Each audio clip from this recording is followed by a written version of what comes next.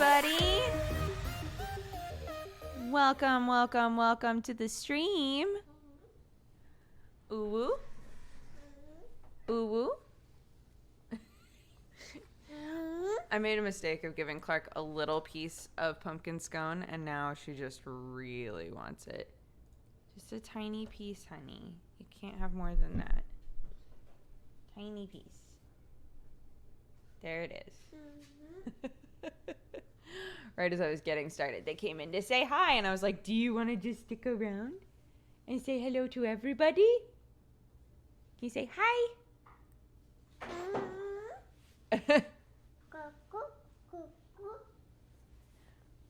I don't see any cocoa. There's no cocoa here, Clarky. No cocoa here. Definitely no cocoa here. Huh? Are you trying to get down? Uh-oh. You okay? Oh, no. Dad. Oh, no. Daddy, what have you done? Oh, no. Say bye-bye. Aw. Thank you for the kiss. Bye-bye. Love you. Bye-bye. Love you.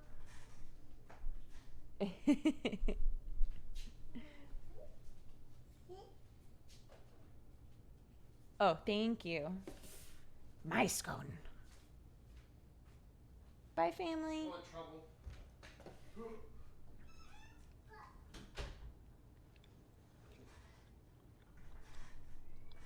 So I had never had these little scones before, but my mom and dad are addicted to them. So when I went home, well, actually, when they came here, they bought some of them, and I was like, oh, these are pretty good. And then when I went home, they had a bunch of them in the house, so I ate them when I was home. And then I went to the store, and it was like, did you know it's fall? You can get pumpkin everything. And they have pumpkin versions of the exact same scones, and I was like, damn it, I'm going to get those, and they're real good. They're really good. How are all of you? Hello, hello.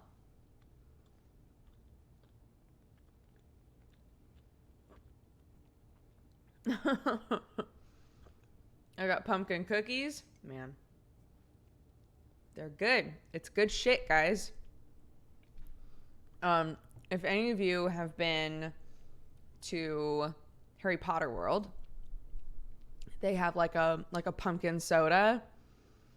I was the only person that wanted to get that.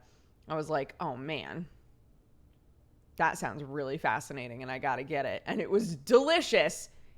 If you go to Harry Potter World and you're like, you know what? I want to step outside of my comfort zone a little bit. I'm going to get a pumpkin soda. Do it. It's really good. I start my dream job on Monday. Congratulations, Violet Moon. That's great. Do you go for all the pumpkin spice flavored stuff? Not really, honestly. Pumpkin pie is one of my favorite pies, so I get really excited about pumpkin pie. I made it myself for the first time last year because I wanted to contribute something to Christmas dinner, and Sam's whole family was like, we've never had pumpkin pie. So I was like, oh my God, I can make it. There's only like 2 things in it. I can do that. So yeah, I made pumpkin pie for everybody, and it was like pretty all right. I think pumpkin pie is a little difficult because some people want more of like the like spicy pumpkin-y flavor, and some people just want it to taste like condensed milk that's got a little bit of pumpkin puree in there, which is not really my style. So I tried to make it like less on the sweet side, and I liked it. But yeah, I love pumpkin pie. I like pumpkin pastries, you know. Thank you to everybody that subbed and resubbed. Let's read those off from the pre-show. Gynax, thank you so much for the 21 months. Kenzilla for the 8. Billy Wimblett for the 8 as well. Ivan, thank you for the 28. Hazern for the 3 years. Happy anniversary. Thank you very much for all the support. Strikers for the 15. Angie, thank you for gifting a sub to K Sherry. Welcome back, K Sherry. Thank you so much, Angie, for that. Absolute Uppercut, thank you for the 9 months. Happy Twitch baby. Black Wings, thank you for the 33. Kevlar Giraffe for the 18. Latalis, thank you for the 16. Trid Bites for the 25. Little Fox Arts, thank you for the 1 year. Happy anniversary. I hope it's been a good year with us. Badak, thank you for the 18. Omnimon for the 4 years. Happy anniversary. Goodness, goodness, goodness. Lots of anniversaries today. Thank you all so much. Punch Sucka, thank you for the 25. Drungan for the 27. Kirion for the 35. My head is really big for the 31. Days and Days, thank you for the 15. Inomar for the 31. Kokolomoko for the 35. Greyhound Exile for the 15. Jesse Lawson for the 29. 1 and 2 for the 30. Daily Ramen for the 9. Happy Twitch baby. Wild Gamer Angel for the 47. Urzigo for the 10. Elatus for the 19. Outraging Cat for the 21. Eater of Cheese for the 14. Bower Power for the 10. Panda Guy for the 18. Dave for the 4 years. Happy anniversary, dude. And Chris Viking for the 59. Why must I leave when the stream just starts? I'm sorry, but I hope you have a lovely day. Welcome, or night. fine I don't know. It depends on where you live. Coffee drinking burrito babe. Yeah, I'm sorry that we didn't stream yesterday. It was Sam's birthday. So we got to spend some time with Sam in the morning, and we also spent some time with Sam in the evening because he finished a little bit early with his stream. So that was nice. It was a really nice day. Yeah. Is hubby feeling better? He is. He is feeling a lot better. He's still like run down, like he's really tired and he's coughing still. Just like I'm still coughing sometimes, you know, but yeah, he's feeling much better. He's on antibiotics for his ears, so.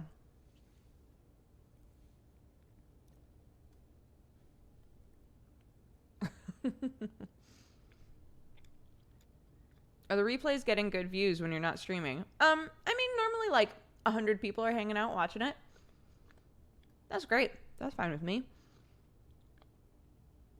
I just like, if I think of it, which I want to be better about thinking of it, but if I think of it, I just like to have something playing when I'm supposed to be streaming, even if I'm not.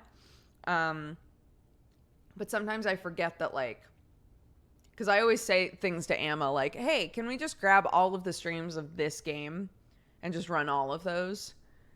And he always says yes, but then he comes back to me like, it's over 24 hours, just by the way. Like, oh, right. I guess that makes sense.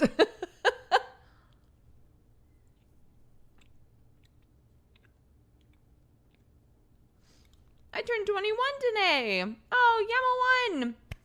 Happy birthday. Thank you for spending part of your birthday with us.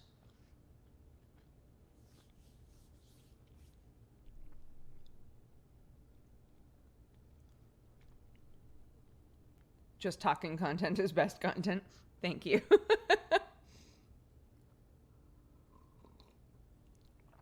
Oh, man.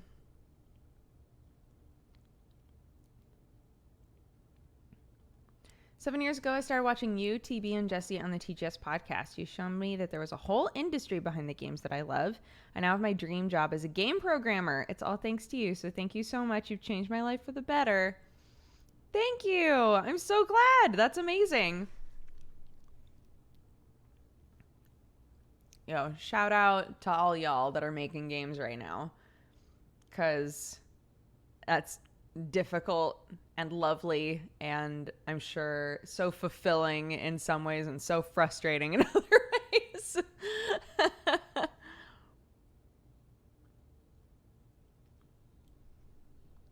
This chat is the most wholesome place in the world. No one can change my mind. I'm so glad that so many people feel that way. That it's like really nice to be here, you know? It warms my heart.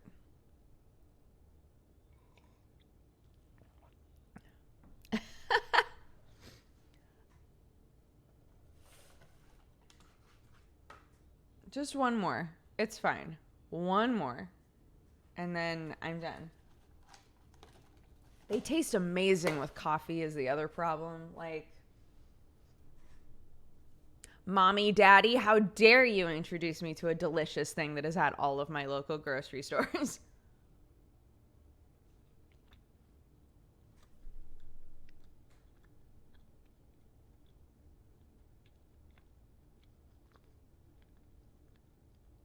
Especially with Dodger coffee, am I right? You know it. I got that French press going this morning. Clark helped me grind the coffee. AKA, I held her on my hip while I hit the button.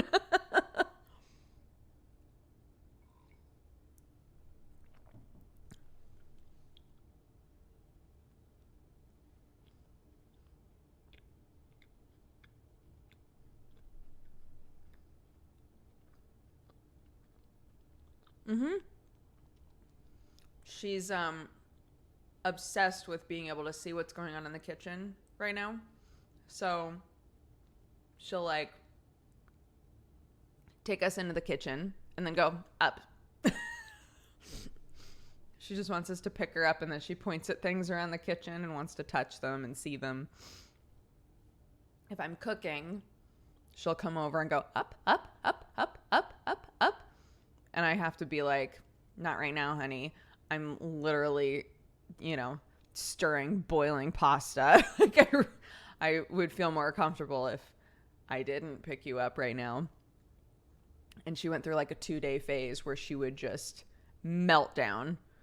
If she was like up and I was like, not right now, she'd be like, ah! Like full on Saiyan scream in the middle of my kitchen out of nowhere. I'd be like, okay. So we've been in full ignore mode the second that because it's faked, right? So the second that she does that, we're like, well, I guess I'll just go on with my fucking day. She can sit there and scream if she wants. And so she's doing it less now. She'll go up, up, up. And if we say, just a second, honey, or not right now, she'll go, and she'll like walk away and do something else. I'm like, oh, it works. It took a few days, but it works.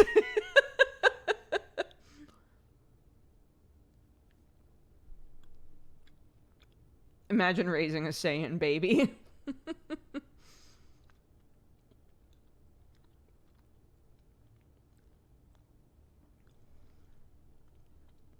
Up, up. That's not even normally.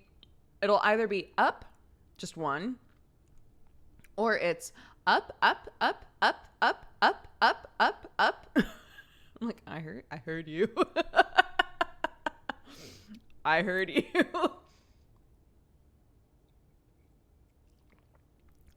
I can't remember if I told you guys, she calls us good girl now. Hilarious. Because there's so many things where we'll be like, good job. I try to say good job and then the thing. So I'll say like, good job drinking your water, or, good job eating your veggies. And we also, when she does things, sometimes we'll go, good girl. And so she now to us has started going, good girl. Hilarious. It's so funny. And we're like, I am a good girl, aren't I? Thank you. I also need that validation. And she'll go, hi, baby. Because we also say that to her. We'll see her and go, hi, baby. And she'll go, hi, baby. So funny. I love it. But she's in full parrot mode now. So Sam and I are both like, we should probably watch what we say. She's at the stage now where at some point we're going to go, fuck. And she's going to go, fuck. And we're going to go, fuck. We're like, we should try to tone it down a little bit.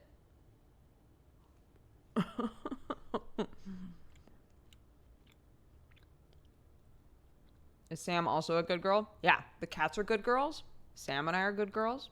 Everybody in this house is a good girl, and it feels great.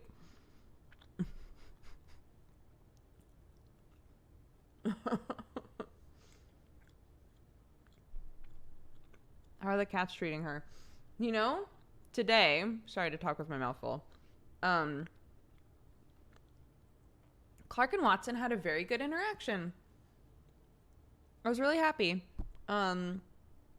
Sherlock has been very patient with her for a long time now. Sherlock feels pretty comfortable with her. If she comes stomping at him, he'll still run away. But for the most part, like, if he's laying down and she walks over, he doesn't get up and run or anything. He'll, like, sit there and see what she'll do, And she's very gentle with him. So they have a good rapport.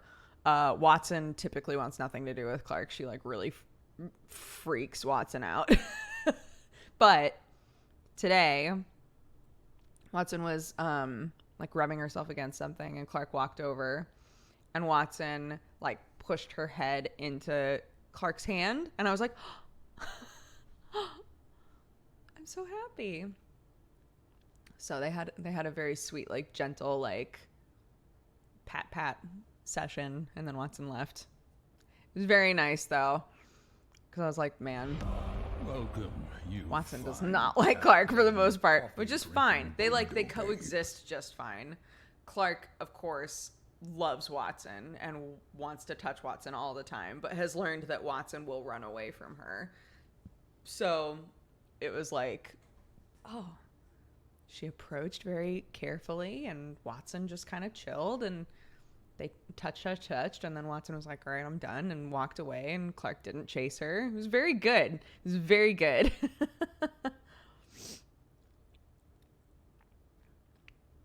Did Watson ever figure out how to open doors? She did open doors for a while, yeah.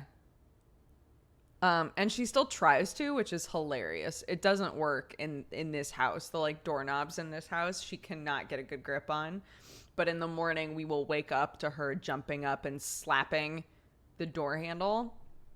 We wake up to that almost every morning. And it is not a fun sound. It's a very jarring sound to wake up to. Hi, Joe. How are you, dude?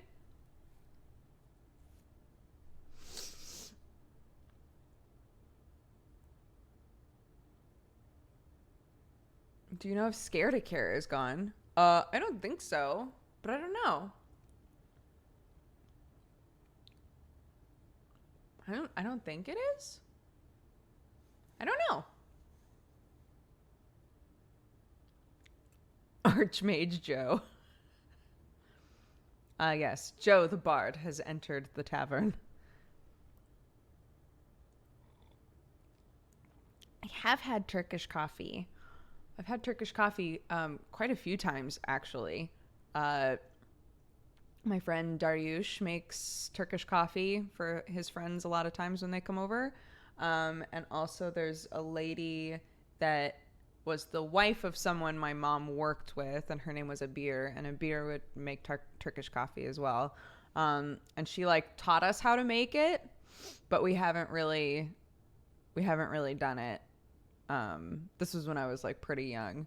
We never really did it at our house, but like every time I have it, I'm like, because Abir would put cardamom in hers, and it had such like a distinct taste. It was so nice. I have this stream, 2 YouTube videos playing, and I'm playing Overwatch. I can still hear my problems in my head. I can't do that. We've talked about this before, but I know there are a few of you guys who are like regulars, who will say, yeah, I've got this stream on, but I've also got like a couple other streams on, or I'm playing a game and I've got a YouTube video on. Like I've got stuff going at the same time. I can't do that, but I have like it's a condition. I'm really sensitive to overlapping sounds, and I don't know why. I don't know why that is. Sam is not at all. Sam can have like 2 different types of music playing and have a video playing on his phone, and like cacophony, right? I can't deal with that. It really, really stresses me out. So like anytime we're in the car, right? If I have music playing and then Sam starts watching a video on his phone, I'll turn off the radio while he's watching the video. And he's always just like, oh, sorry. Like he doesn't think of it, you know? But at this point he knows that it drives me like to murder. It like really bothers me. I don't know why. It just elevates my stress instantly to have 2 things going on at the same time. I've tried it, actually. I've been trying it more recently, where I'll have like a stream on, and then I'll see like some kind of a short video or something, and I'll be like, I'll just watch the video at the same time as the stream. And I can't do it. I always have to pause it and like mute the stream and then watch the video and then come back to the stream. I can't do it all at the same time. Hey dude, how are are you? I'm the same way. Leah has like 3 things on at once. And I'm like, what the fuck is going on? Yeah, I can't do that. It's interesting to me, though, that really bothers some people and other people do not care at all. Like, at all. Do you actively listen to music? Can it work as background for you? I think that makes the difference. I can't passively listen to music. You know what? That's so true. I hadn't really thought about that. I don't put on music as like background noise ever. I put on music because I want to listen to music. I want to like sing along or yeah, I'm a very active music listener for sure. If there's music playing, I'm definitely singing along with it. I'm definitely like listening to it. I don't just have music playing all the time or have music on in the background ever.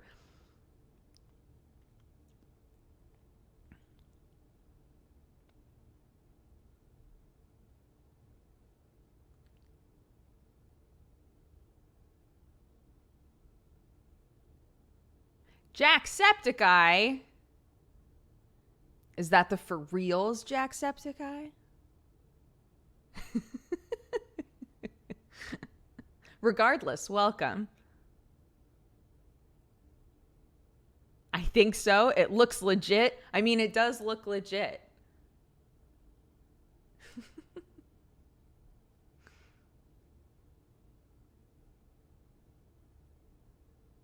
My dad has a hard time understanding that watching something on his iPad at full volume while other people are watching TV is rude.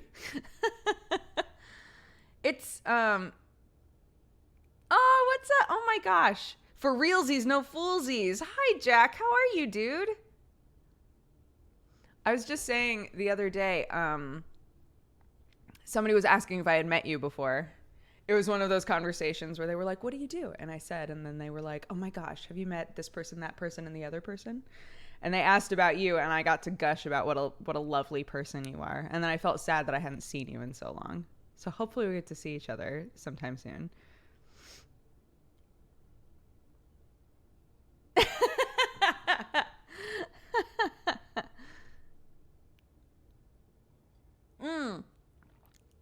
Snake bitten. I have another friend that I don't think that they refer to it as like a phobia, but they feel like deeply uncomfortable with silence. So yeah, she always has some kind of sound going on in her house, even when she sleeps. She's been that way since high school. Yeah. What is this wholesome conversation? Look, I just feel that I have so many delightful people in my life that if I get the opportunity to say to them, you're a delightful person, that I should take the opportunity, right?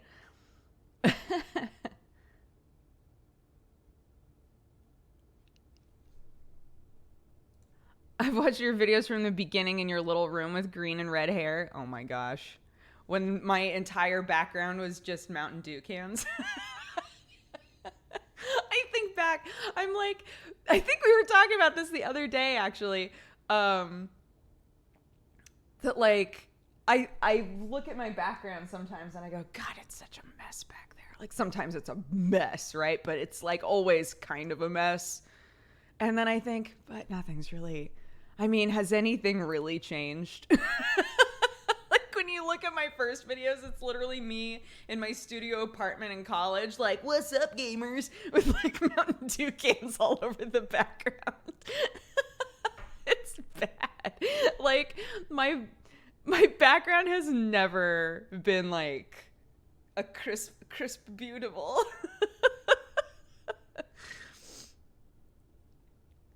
The only time that it like kind of looked like it was when I had everything right up, like smack up against the bookshelves. And then I could be like, look at these beautiful bookshelves with all of these bolos upon them. There's definitely nothing messy going on beyond that. I tell you what. I would not lie to you. The rest of the room, gorgeous, beautiful.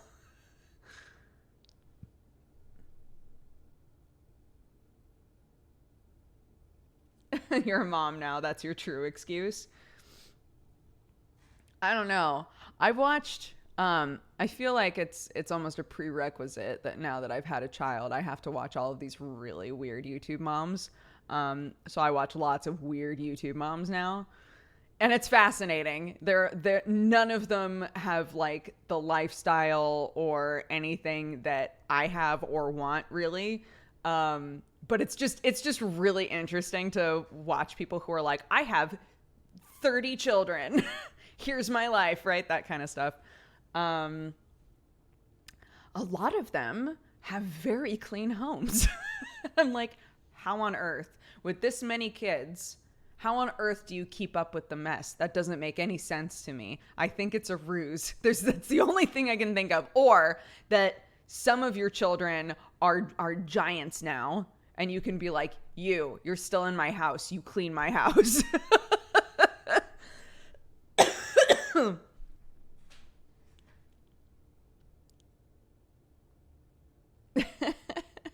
Teach one how to sweep and another how to wash. Yeah, right? Not my dad. Oh my God, what a weird mistake to make. Sam, my sweet love, who is not my dad. Sam talks about that sometimes because he's like, he's the eldest of 5 kids. And he was like, you just got to do what my mom did. You just got to have enough children that you have an army that can do things for you. I was like, I don't know if that's...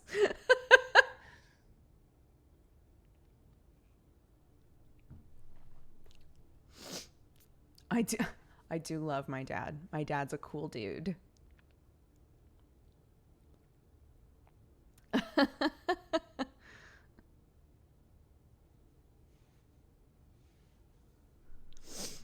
My grandma has 5 kids, and that method did not work. I called my dad babe by accident and then died from embarrassment. I sometimes call my dad honey.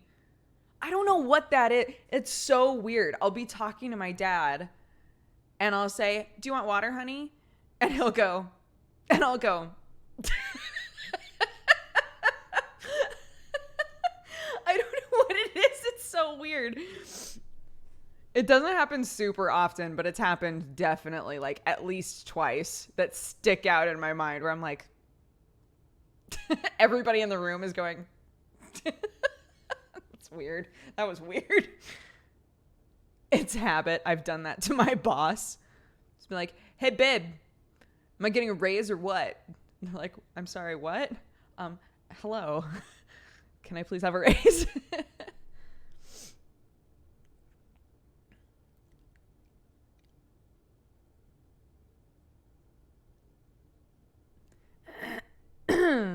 How has your day been? It's been good so far. Yeah, Clark's been in a good mood. She's responding well to the I can't always pick you up right now training. So we didn't have very many silly meltdowns this morning. We played with our blocks and we did some counting, and she rode her rocking horse. And I said, what does a horse say? And she went, neigh, neigh, neigh, neigh, neigh, neigh, neigh, neigh, neigh. I was like, okay, yep, you got it. You nailed it. Have you played the new Celeste expansion? I haven't, but I want to. I loved Celeste, man. That was such a good game.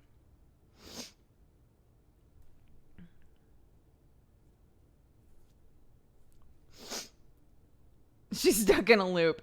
We were watching Terrace House last night, and there was like a really uncomfortable not the new Terrace House. We're catching up on New Doors, and no spoils or anything, but there were 2 people having like an uncomfortable conversation, and one person, hi Happy Chef, how are you, dude? Thank you so much. Something that they do a lot that actually drives me crazy is someone will be explaining themselves or talking, and the other person will go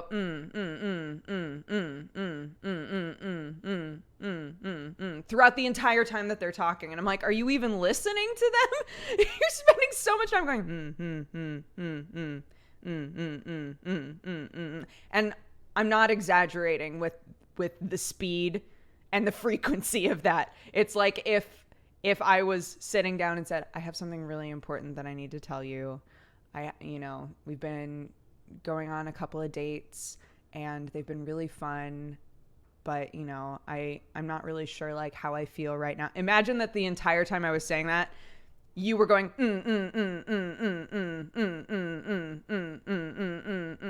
It drives me crazy.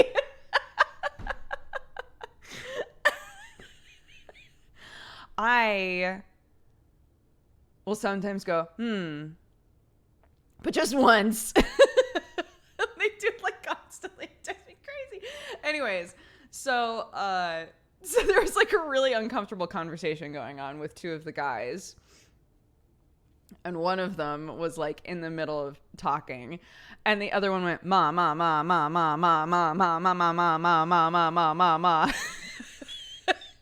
And all the panel, the like comedian panel that comments on the show was all like, "Oh my god, he was stuck in a loop. He was glitching." Like, they translated it as well. It was like somebody going, "Oh, I see." Right, that kind of a concept, like, I see, I understand what you're saying, right? Well, okay.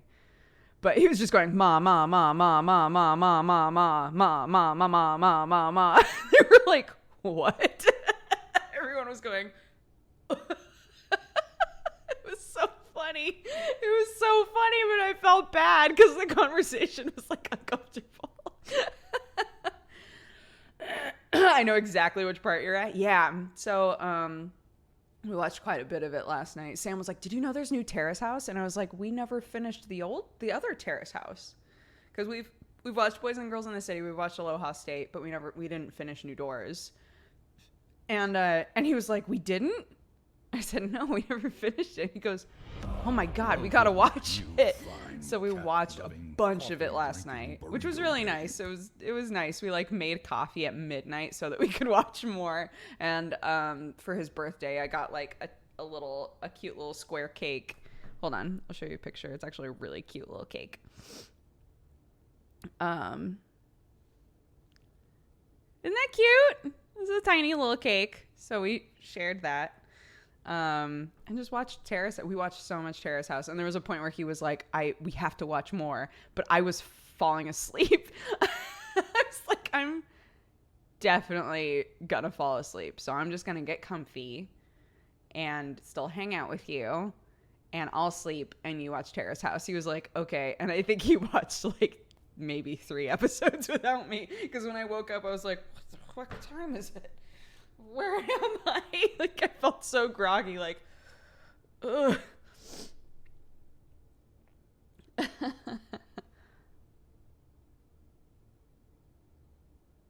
I'm breaking my lurking. I have to scream. I'm getting a corgi puppy in 3 days. Oh, have fun with your pupper. It's hard to stop watching Terrace House. It is. It's so funny because Sam doesn't. So for those of you who are like, I don't know what this show is. So Terrace House is it's a Japanese reality show. Think like Big Brother, but if it was really chill and wholesome. So they take 6 people, typically 3 guys, 3 girls. They take 6 people, they put them in a house together somewhere in Japan. Aloha State took place in Hawaii because they have a big Japanese population, but all of the other ones, I believe, take place in Japan. And they just live together. They still do their jobs. They still go on vacations, see their family, see their friends. They can do literally whatever they want. They have a computer. They can go online. They can watch episodes as they're coming out. So sometimes they'll be like, oh, I watched the episode that just aired. And, you said such and such. That was really interesting, right? Like they literally are able to just live their completely normal lives. Aside from the fact that they're being filmed all the time. And it's just like really, it's just really soft most of the time. Like anytime so the concept is you're fully aware that most of these people are coming into the house being like, man, I hope I get a hot partner, right? But the concept is we put you into a situation that is uncommon, and you have some kind of like a goal, right? And maybe somebody comes in and is like, my goal is to find love, right? But some people come in and are like, I have a business that I've really wanted to start, and I think I'm gonna do it and see how it goes. Or I'm an artist and I feel like I'm stuck, and I'm hoping that getting into Terrace House will help me blossom as an artist, right? Like people will come in with kind of like goals like that sometimes. So if somebody comes in and isn't really going for their goal, sometimes the family, like the house, will like all sit down together and be like, we're really concerned for you. Like, we want to make sure that, that you're really like chasing your dreams and working hard and blah, blah, blah. Right. Or if like two people aren't getting along, there will be a certain point where they're like, you really should like sit down and talk to them about how you're feeling. And the other person will go, yeah, you're right. And then they'll sit down and go, hey, so this is how I'm feeling. And the other person will go, thank you very much for telling me. It's just super, it's like really straightforward and gentle and cute most of the time. There are definitely times that are super dramatic and times where you're like, there are lots of cultural things in that show, I think, where I'm so glad that they have a panel. So they have like a panel of like celebrities and comedians that watch the show and will comment on it. So you have like 3 different breaks. You have like they open the show, and then there's 2 breaks in the show where they'll go to the panel, and the panel will kind of talk about what's going on. And it's so helpful as a person who is not from Japan to have them, because they really like kind of deconstruct how things are perceived to them, or like why someone would do something a certain way, It's interesting. It's a really interesting show. The thing that I was going to say though, before I explained the show, is that it's very slice of life, right? It's just like a bunch of people. Some of them are like, I'm trying to be an actor and model, right? There was a girl one time who was like, I want to be an idol. But there are tons of people that come on there that are like, I'm a normal ass dude.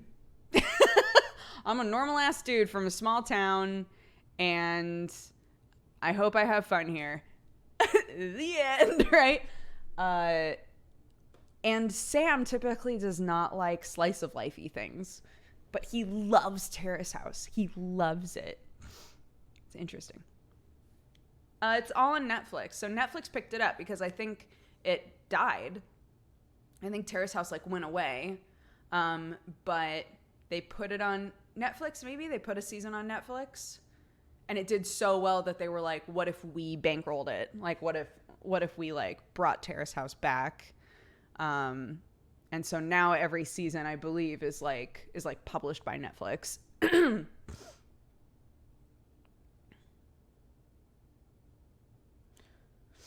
I know roommates are kind of a weird thing in Japan, that a bunch of young adults would live together like that. And it's a way to help normalize it so younger people don't feel ashamed of having to do that if they don't immediately get a job in an office and a house.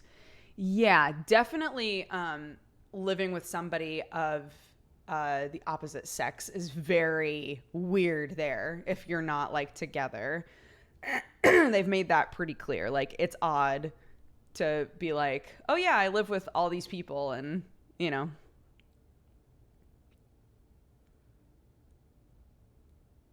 I am really annoyed at how Netflix uploads things here in America. Like, you have to wait for the full season. Is that what you mean?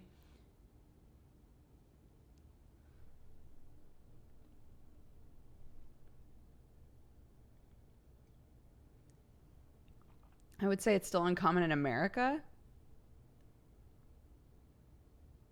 Not anywhere that I've lived, but I've been in very liberal states my whole life. So it might be different in America's huge. It might be very different in other areas of America. The places that I've lived, totally normal.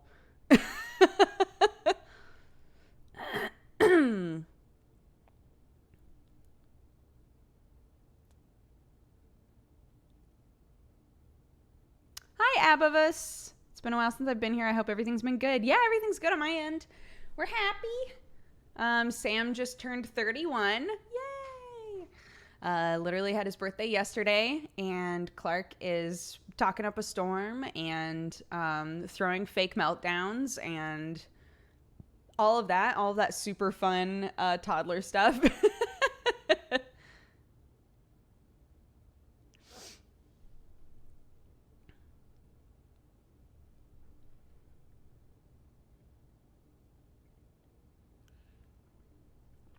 How did you find Aloha State? Aloha State was really fun because everybody, not everybody, because some of the members spoke like half English, half Japanese. So they'd like start a sentence in Japanese and finish it in English or vice versa.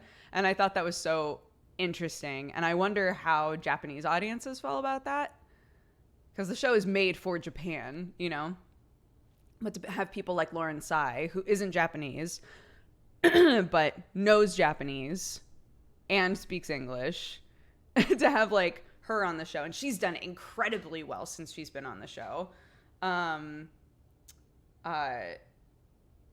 Yeah, she would do that a lot, where she'd like start a sentence in one language and finish it in another. And I always wondered how that was for a Japanese audience. Like nanny the fuck? Sure, yeah. Like that concept, yeah. Bye, Coop. Have a good day.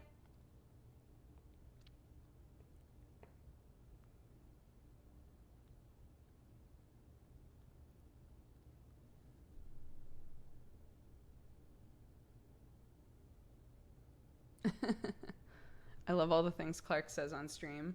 She's so cute. She wants to say everything. I was saying earlier, she parrots stuff really well now. So like, she was playing with the zippers on something this morning, and I would go, zipper. And she'd go, zippa. I go, zipper.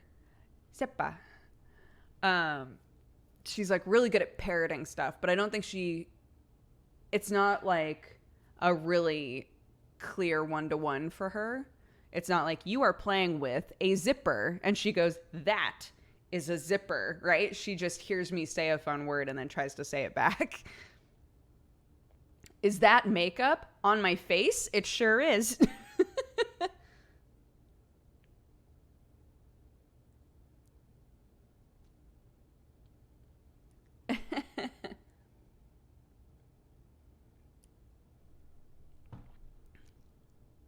Parroting eventually adds to understanding. Yeah, absolutely. I would much rather that she was interested in trying to say words. She's really good at saying L's for a baby. It's very strange. She says purple. She says apple. She loves words like that, which seems so strange. Gasp.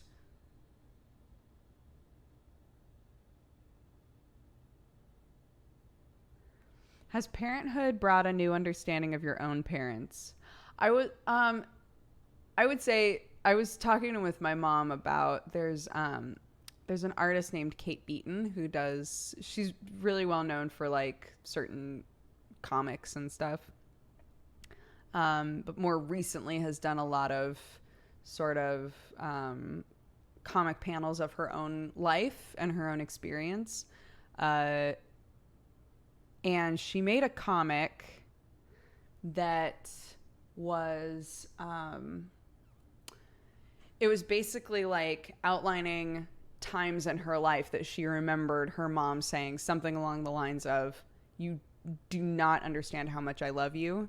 Like you won't, until you have your own kid, until you like love a kid this way, you won't understand like the depth of my love for you. And her always being like, okay, mom. And then the last panel is like her at the hospital after having a baby. and her mom comes in the room and she just goes, "Hey, Mom." And that's the end of the comic.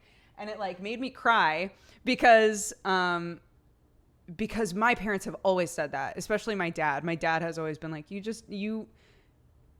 didn't get it until I had kids that I loved.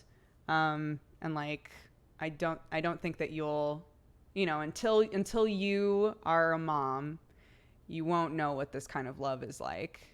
And now that I've had a baby, I also think to myself, like, Clark will not understand how much I love her. She won't understand. And it's such a strange feeling. It's a really, really strange feeling. I have always really appreciated my parents. My parents have always been very loving and understanding to me. They've always wanted the best for me, and I feel very blessed to have them. So I guess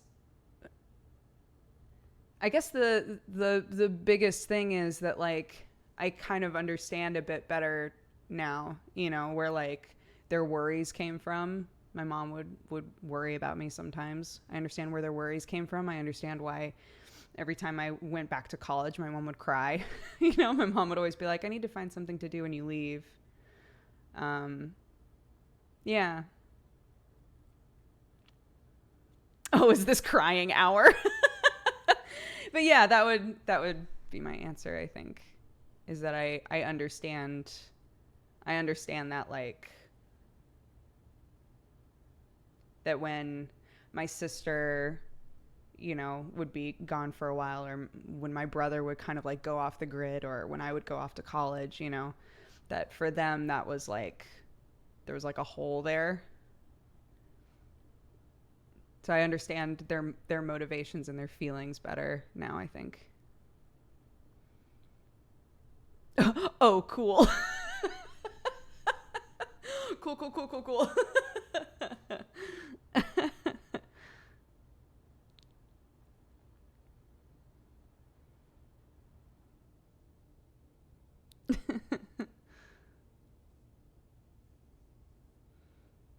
Ma. I thought we came here to forget about our feelings. Cheers. Yeah.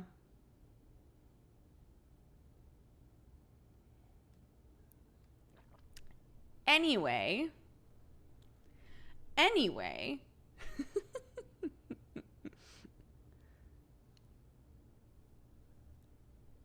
I thought it was cool that your brother was living off the grid. I want to live off the grid when I retire.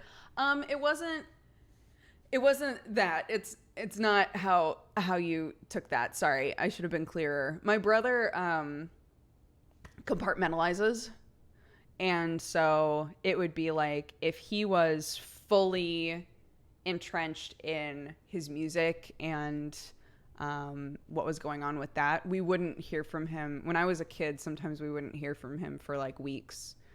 And it would get to the point where my mom was like really concerned about him. Now that we're all adult, he's a 40-something-year-old now, so we're all just like, it's Jared. But but when I was a kid, I remember my parents like really worrying about him. Like, I really hope that he's okay. And even then, he's so much older than me that even then he was an adult. But they would still worry,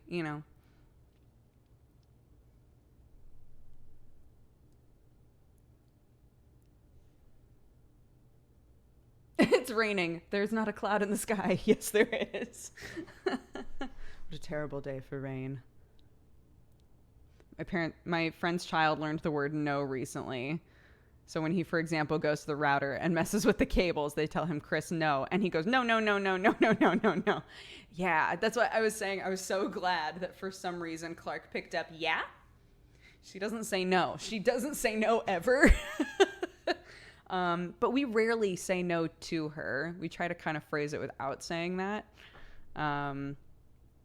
So if she's like, up, I'll say, "Not right now, sweetie." Or "Give me a minute," or "I'm busy." I try to like say phrases that she now recognizes as me being like, you're not getting picked up. So she'll still react the same way, but she's not just hearing no all the time.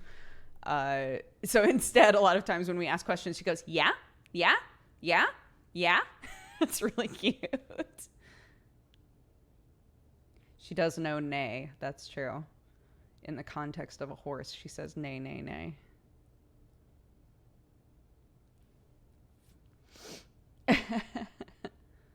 Mother, I must disagree.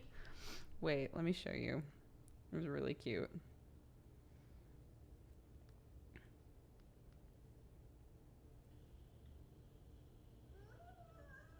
Woo!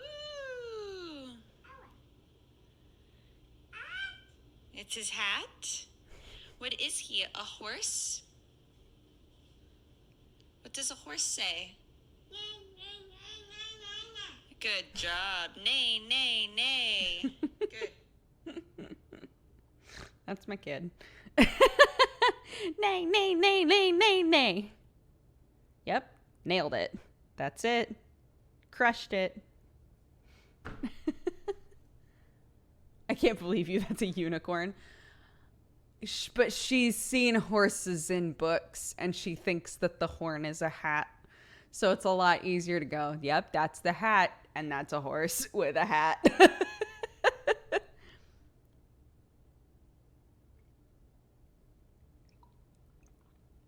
My kid does not dab, no. What a realist baby.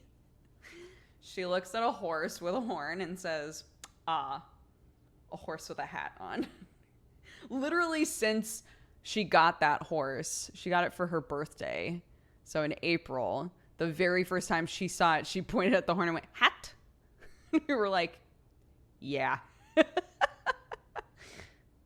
Does she call hair hats too? No, but she doesn't know what hair is. She doesn't try to say it. But if we say like if she picks up a brush and we say, oh, is that for your hair? She'll touch her hair. You know? There are some words that she knows them if we say them, but she doesn't know how to replicate them, or like in the moment she doesn't know what they are.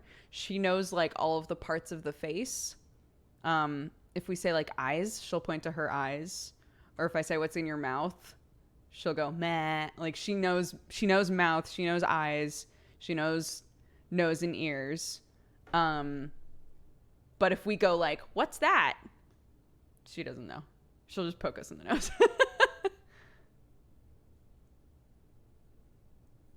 Clark is 1.5 years. Well, she's 16 months. I just say 1.5 years. It's easier.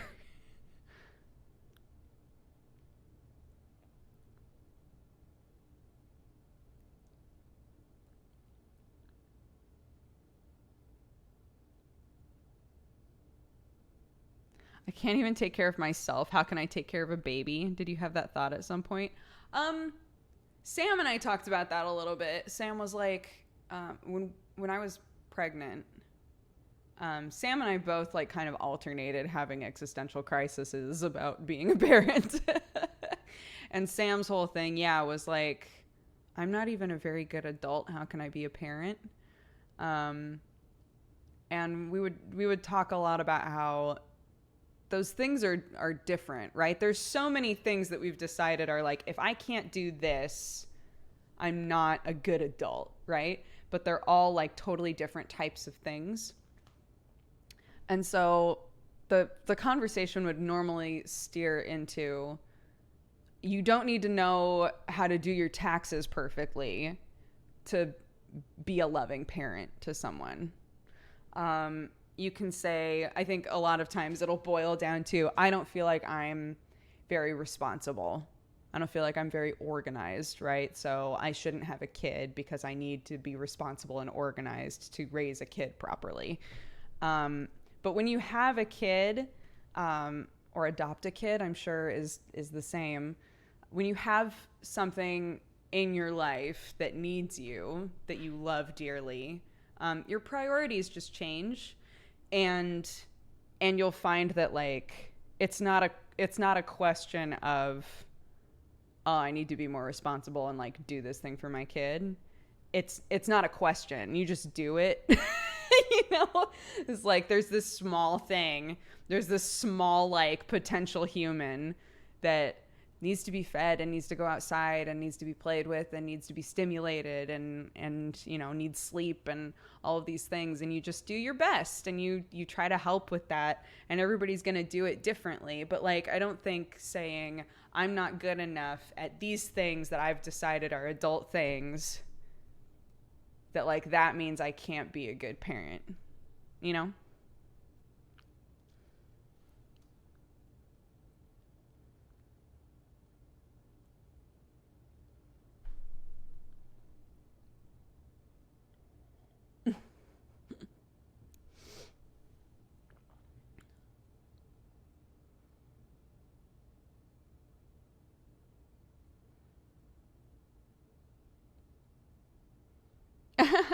I keep going back and forth with the thought of having children, though. I'm the best uncle for sure. I think there's a fine line between saying, don't worry, one day you'll definitely want kids, right? That's annoying. If somebody says, I don't want kids, and then another person in your life says, don't worry, one day you will. I think there's a fine line between saying that and saying, you might change your mind as you get older. We change our minds about all kinds of things as we get older. And I do know people that have reached a point where they're like, maybe I would enjoy being a parent, but it's not a given. You know, not everybody is gonna want that. And I think that's fine. I think that's totally fine. But it can change, and I think it's okay to be in a spot where you're saying, I don't know if I want kids. I don't think you need to be like, I don't want kids or I definitely want kids. I think it's okay to say, I'm not at a point right now where I'm really sure, you know?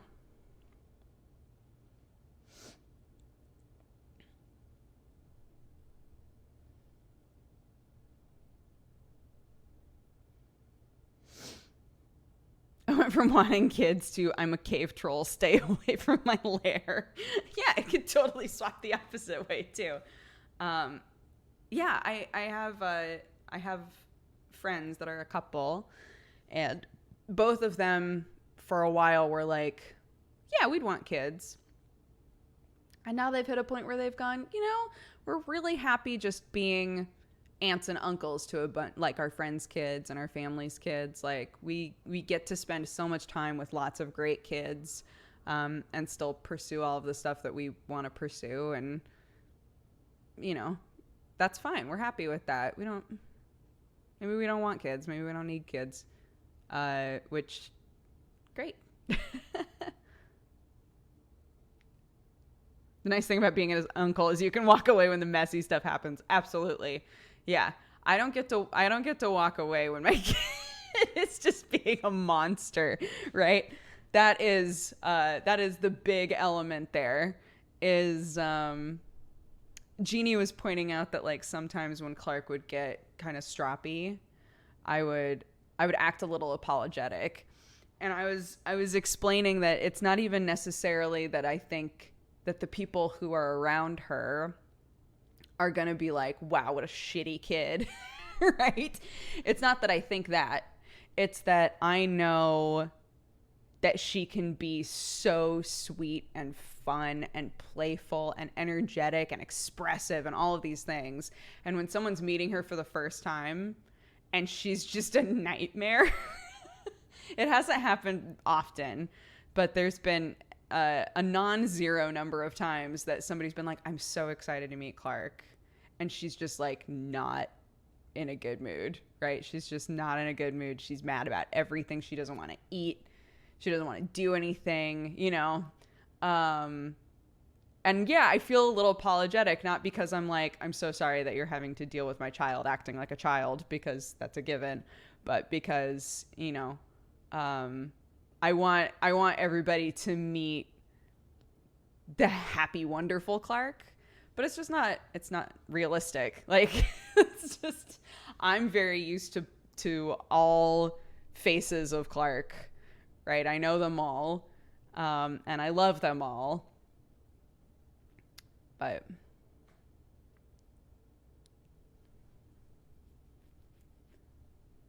has she been a monster though? Yeah. But normally, I mean, there's always a cause, right?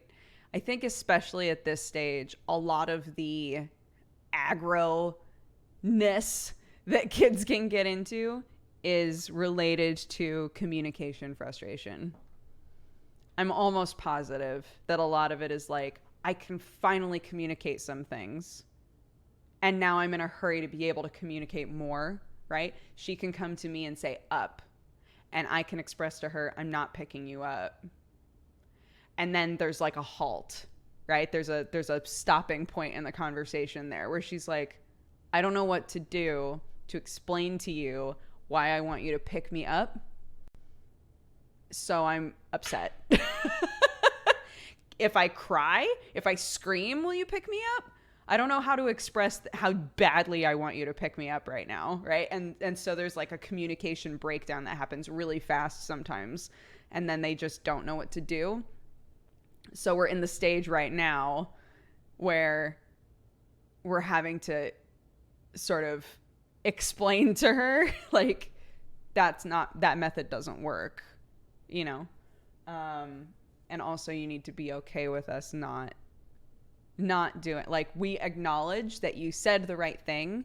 We know what it is that you want, but you're not always going to get it just because you asked for it. And I think that that's like a really rough stage for kids. It's like, I finally figured out how to ask for what I want, and now I'm going to get it all the time. I can't wait to just go to my mom and say, banana, banana, banana, banana, and get a million bananas. That's going to be some next level shit. And then I'm like, sorry, you're still only getting one banana, my love. And then she just loses it.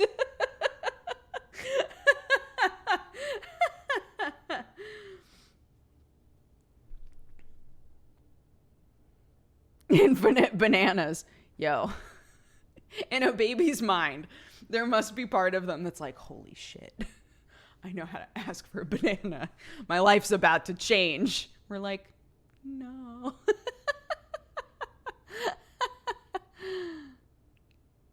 One banana? I was saying to my mom, there was a morning where I was just like, I didn't have the will, you know, like I just didn't have the will to fight with her. So she kept asking for bananas. And I was like, I mean, I guess we'll just see how many bananas she can eat before she doesn't want bananas anymore. And I literally had to be like, okay, never mind. We're not having any more bananas. Like, she literally was willing to just sit there and eat bananas forever. And I was like, never mind. Never mind. You have a tiny little body and it can only process so much of each thing.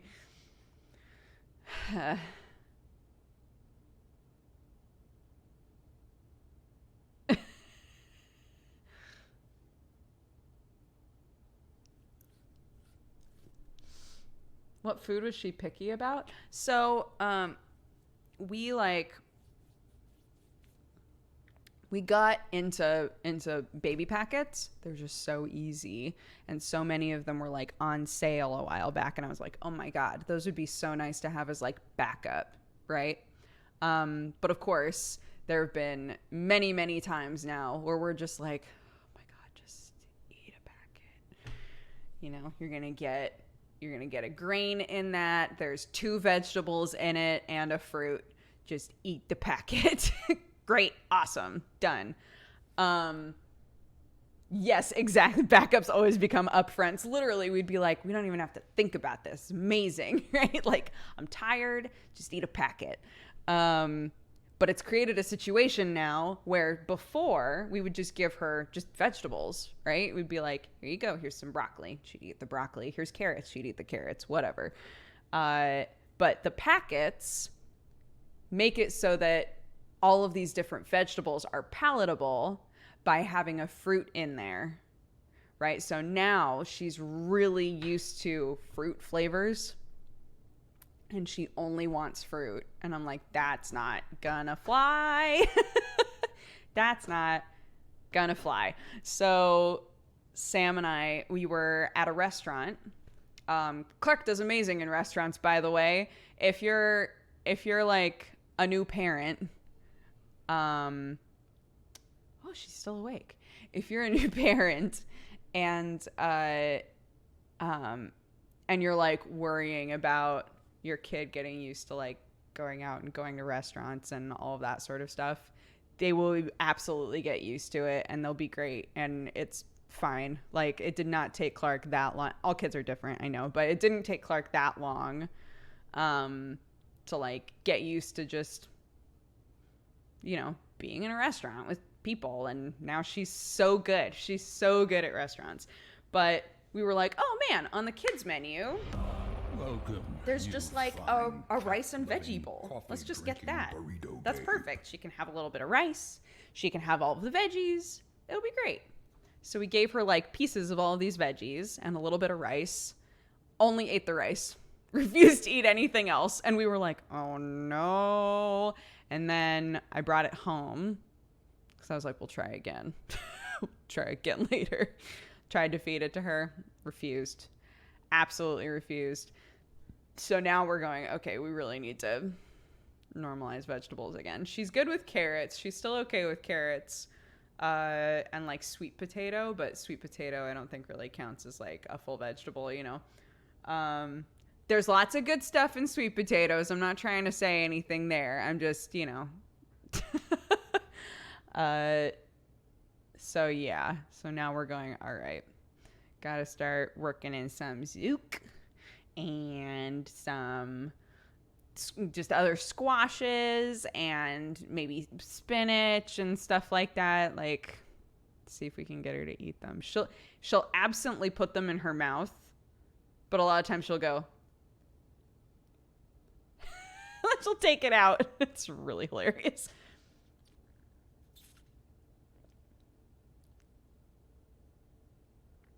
She's a mini me, only fruit and rice.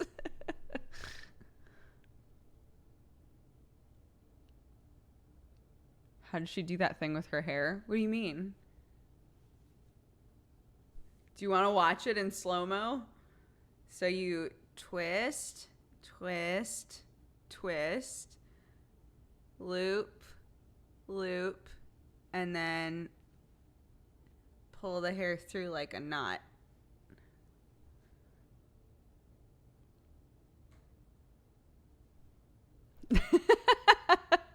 My hair is very thin and I can still make it work. So if you have thicker hair, this is probably even easier.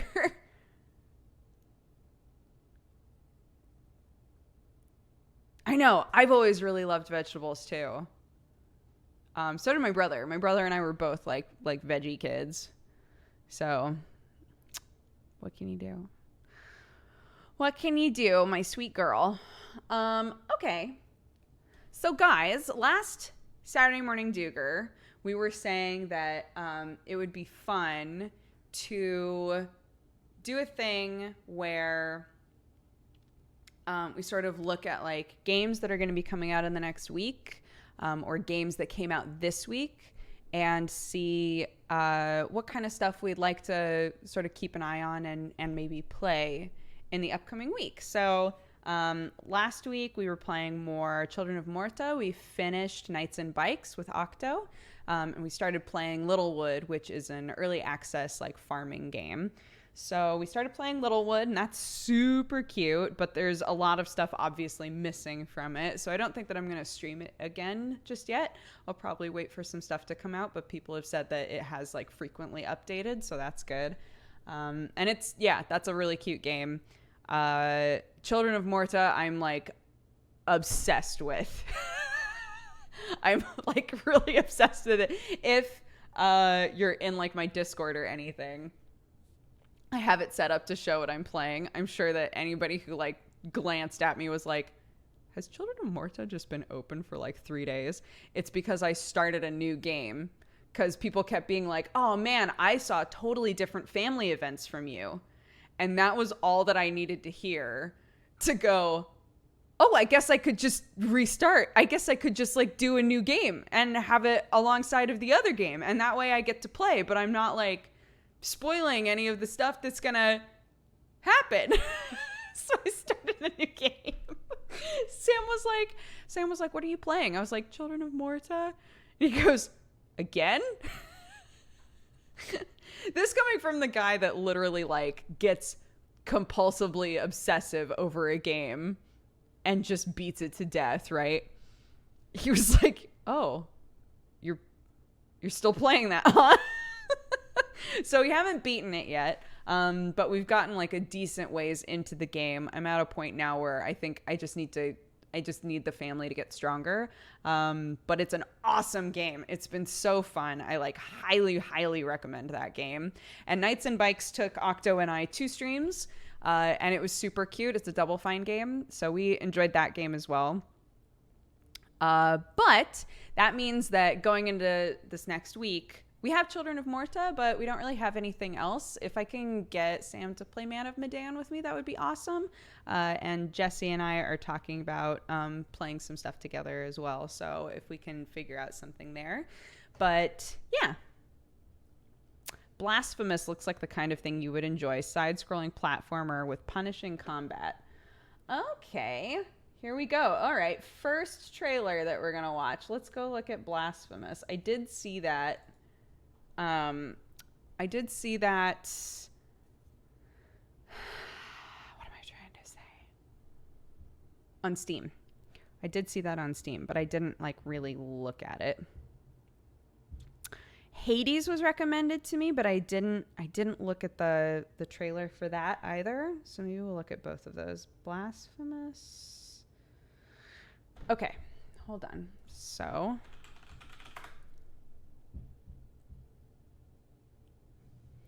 my baby is going to bed. KFC dating sim would be fun. Jesse and I are going to play that together, but it's not out yet. Okay, so we've got this. We've got this. Oh, no, that's actually not what I want. That's actually not what I want at all, oddly enough. What is going on?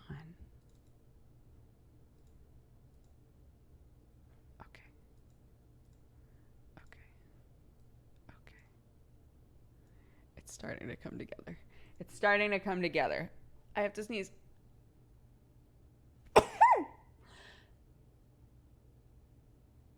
Oh.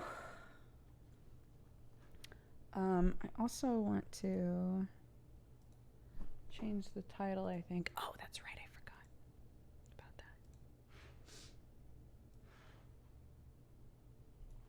Sorry, you can't see anything that I'm doing, so I'm just like awkwardly whispering to myself, and you're probably all like, okay. All right. Cool. Good whispers like that. Blasphemous,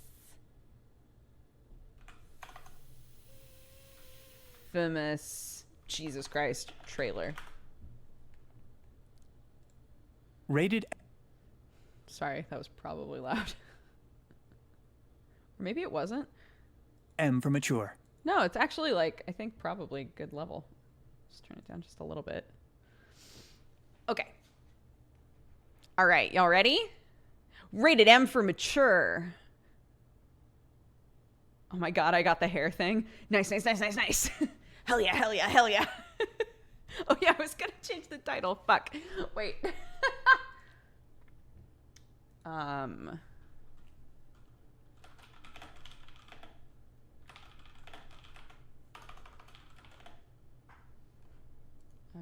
Update. Okay. Rated M for mommies. Rated B for baby children. Okay, let's go. Rated M for mature. Okay.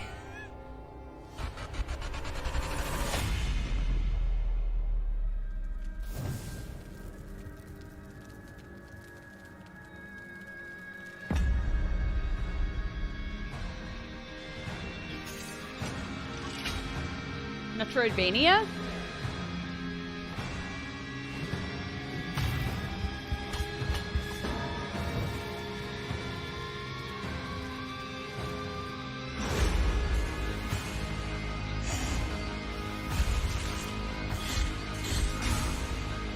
I don't know why, it feels a little Geigery.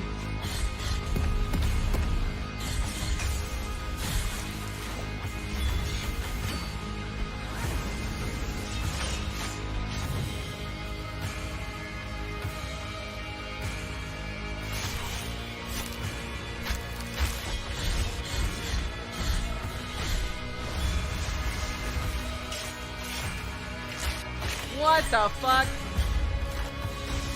What the fuck?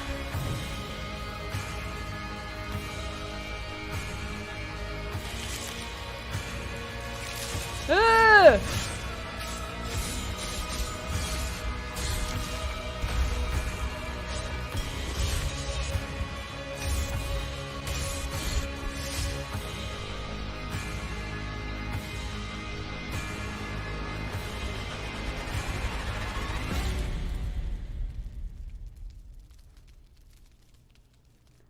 Okay. Yeah. A little Metroidvania. A little. Metroidvania kind of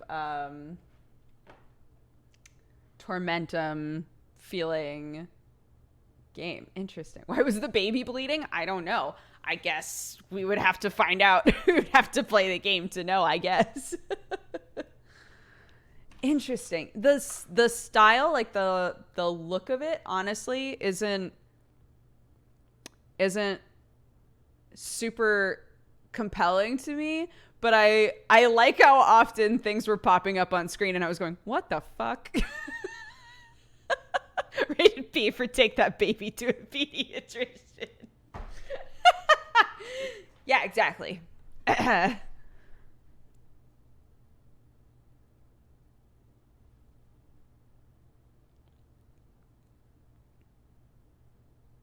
It looks pretty awesome.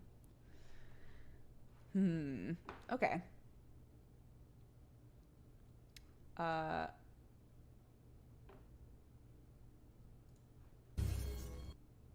World premiere. Okay, so this trailer is for Hades. So let's try this one out and see how this looks.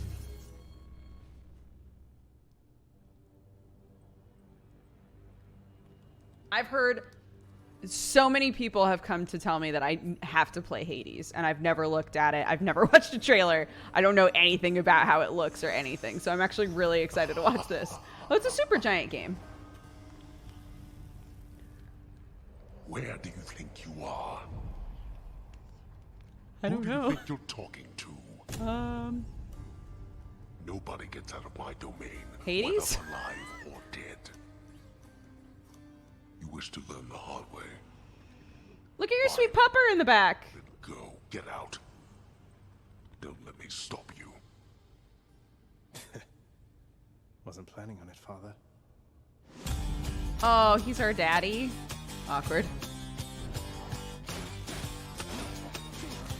Wow, this looks so different from how I expected.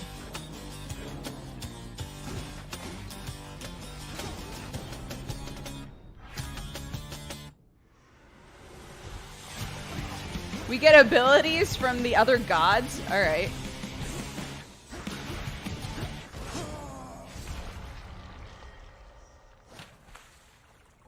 Okay, roguelite, one of those. I'm home. Well, time to go get killed again.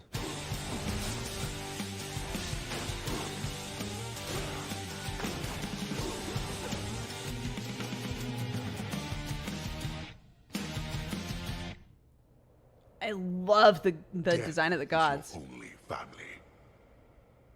Death and I. Wow. Interesting. Okay. PlayHades.com.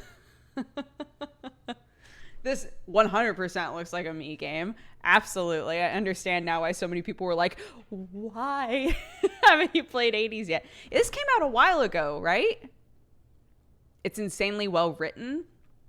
Is there progression in it? Don't like no spoilsies, but like, do you It's in progress. It's in early access. Oh, okay. Interesting. Okay, it's an Epic game. It's in the Epic Game Store. Okay. Okay. My biggest large family once a month freezer meal video.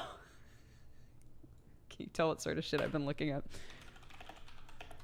If you were to look at what YouTube thinks I want to watch, it would be videos about freezer meals. And it would be videos about dissociative identity disorder. I got in a hole. I got into like a big vortex where I was watching so many videos of people talking about their systems and their alters and like the whole thing. Oh my gosh. I got really, really deep into it and I learned so much. It's actually fascinating. There are a lot of channels that are all about like trying to sort of like educate people on what it actually is. It's fascinating. Anyways, River City Girls. So I know Kay, who is one of the artists on this game, or he did some of the art on this game, or some of the animations, or all of the animations. I'm honestly not sure. I just know that he worked on the game. Kay is the lead animator. Amazing. Okay. So, I've heard that the animation in this game is incredible. Understandable because Kay is incredible. But that the like game itself is just okay. So that's what I've heard. I don't know really one way or the other. I know that a lot of my friends are voices in the game. So yeah, let's watch it. This is River City Girls for anybody who missed that.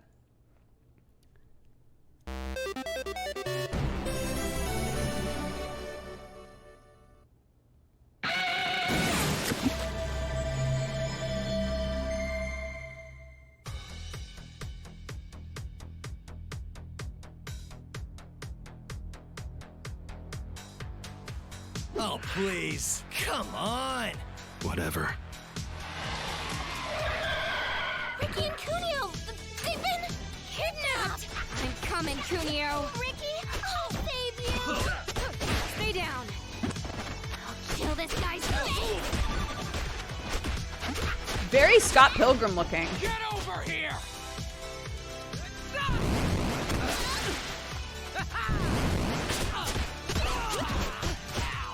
Or feeling, I should say. What up, bro, Seth? Ready to break a leg? Oh, no. Well, let's do this. We'll find whoever took our boyfriends and beat them into the street! Yeah, what she said!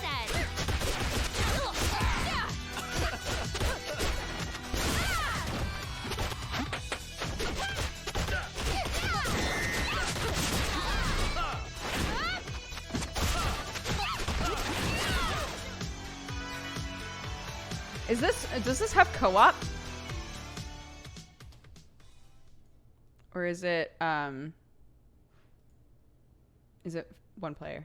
Local co-op. Okay.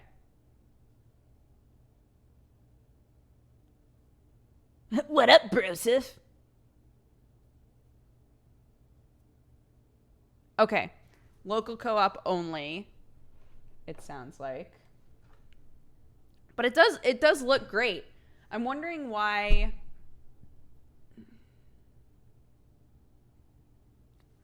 I've heard such conflicting things about it.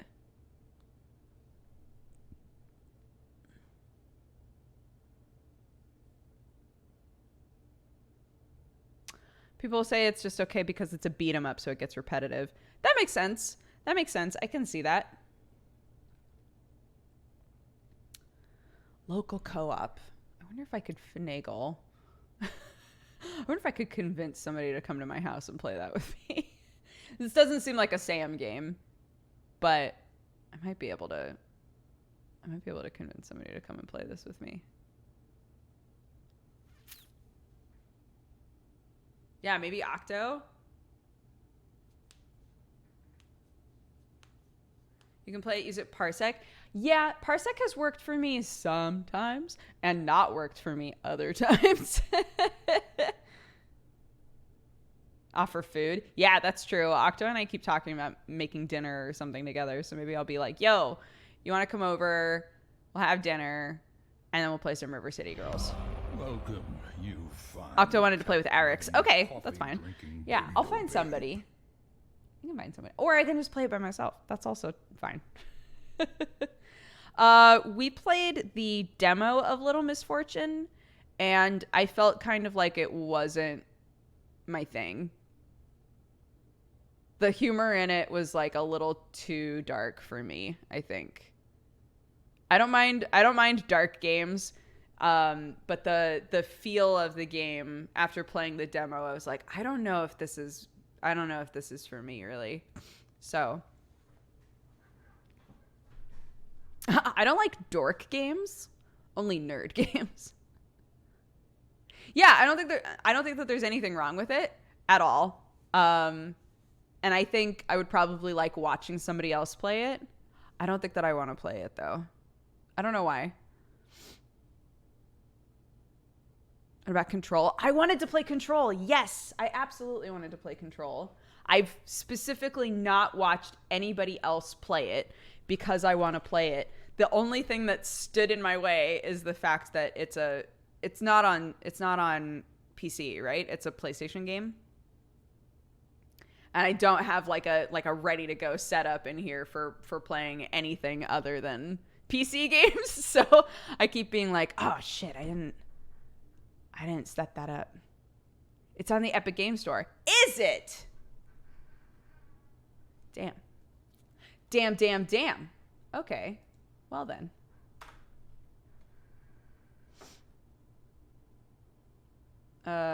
Okay. Official gameplay trailer. Launch trailer. I wonder if the launch trailer would be better.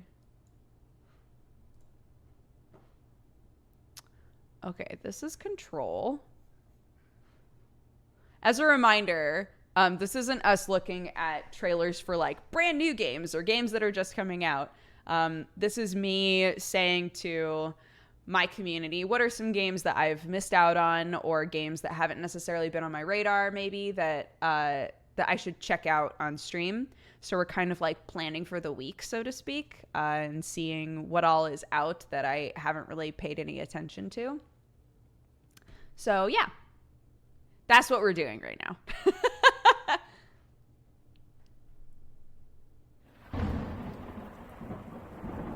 PlayStation is live right now. Did you know?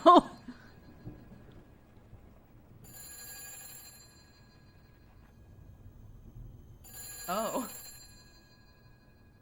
You called me. Whoa. Okay. So here I am.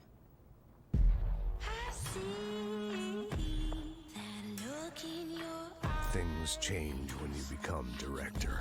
She's like telekinetic, right? That's the concept of this Something's game. coming. Something unbelievable. Oh. No, there's other weird shit going on in this game. Never mind. Chaos and biblical.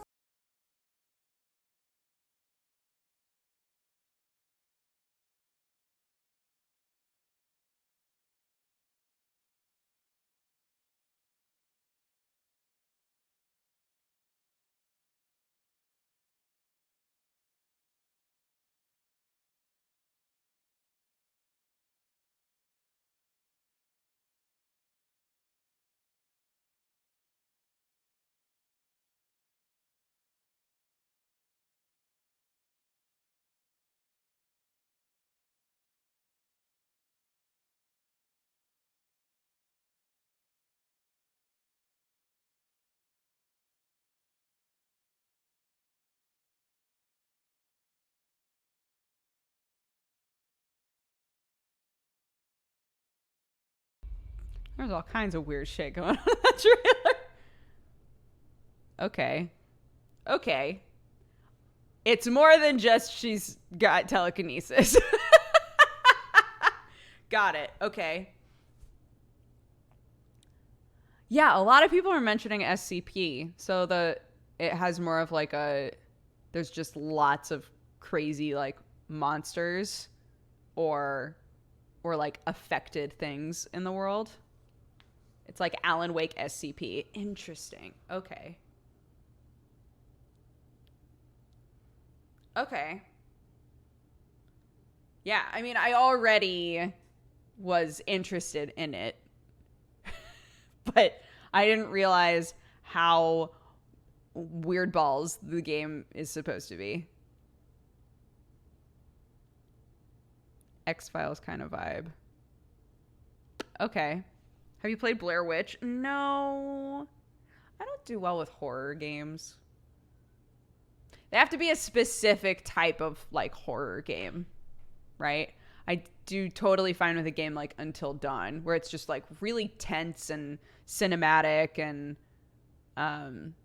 you know, there's QTEs and shit. Like I'm fine with that. That's very fun for me. Games where it's like something's probably gonna chase you and make you uncomfortable and Blair Witch is pretty met out of 5. Yikes. I don't know if you'll like it, to be honest. Control or Blair Witch? Jenny LeClue Detective-oo? That sounds amazing. When is that supposed to come out? Jenny LeClue. I have looked at this game before. Jenny LeClue.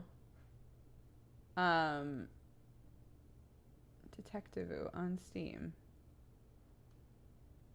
It's coming out this month, sometime.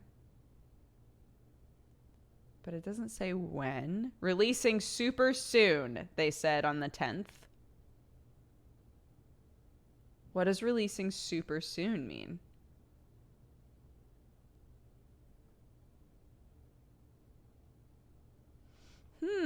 Okay, wait. Is there Jenny LeClue? Is there a trailer for it that we can watch? Oh, it's coming to Switch. Rated T for teens. Jenny LeClue, Detective-oo.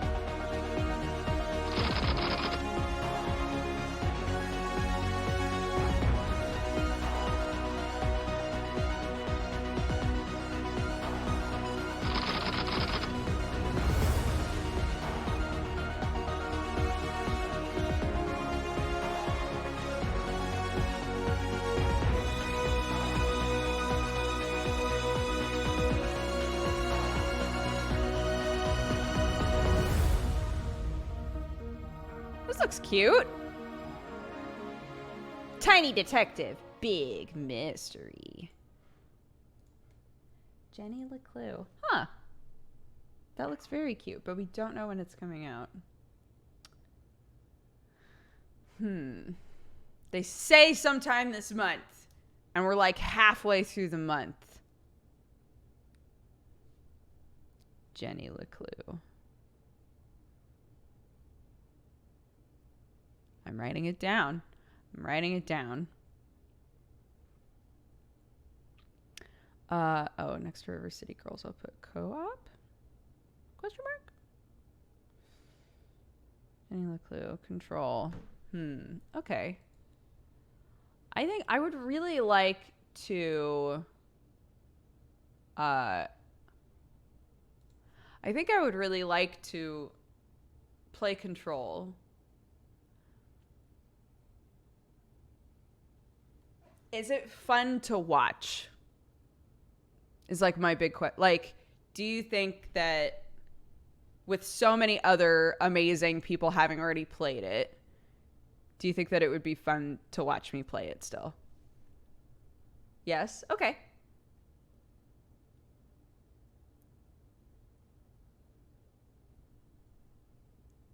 Okay.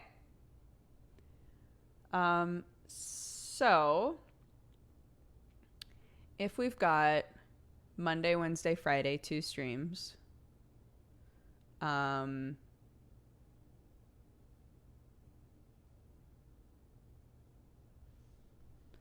I really want to finish Children of Morta.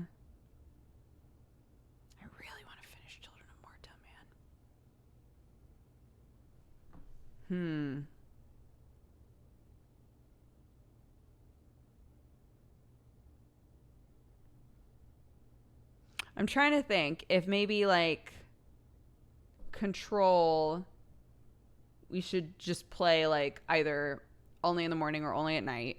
And then the other days we try out some of these, like try out Hades, try out Blasphemous. I'm worried because I get like addicted to those types of games really easily. So to say like, maybe I can just do one-offs of those games like makes me go, or can I?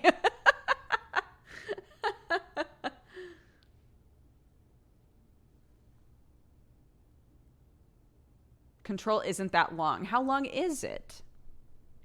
Control is spoopy. It should be a night game. Okay. Yeah, that's fine. So we'll play Control in the evenings. So Monday, Wednesday, Friday this week. I'll get it all set up. I'll make sure that I'm good to go. And we'll play Control in the evenings this week. 15 hours or so. Okay, so we could, if we plan it properly, we could like finish it in the week.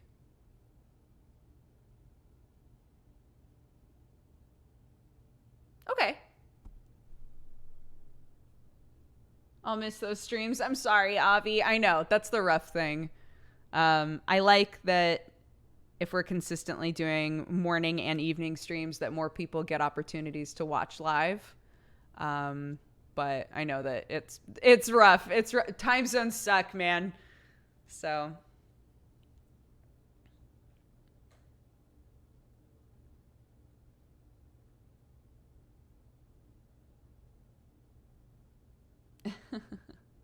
how's our favorite Fox Mom? I'm doing great. Yeah, we just watched a bunch of trailers for different games.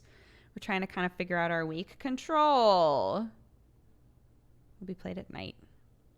And then Jenny LeClue, we don't even know if that'll release date? Question mark. So I'll just keep an eye on that game. We'll see when it comes out. So maybe we'll wind up playing that next week. And then Children of Morta, I want to finish so bad, but I don't know. This like area I'm in is really hard, and I feel like I'm gonna have to grind a little bit. So, but Hades looks totally like my kind of game. Blasphemous looks interesting. Blasphemous feels like it might be a one-off for me. I don't know. I'm literally just basing that on the art style. I don't know that it's going to grab me, but if it plays nicely, like if it feels really good to play, I'll definitely want to play more of it.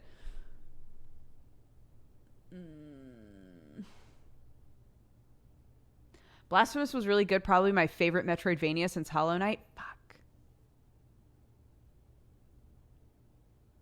Damn.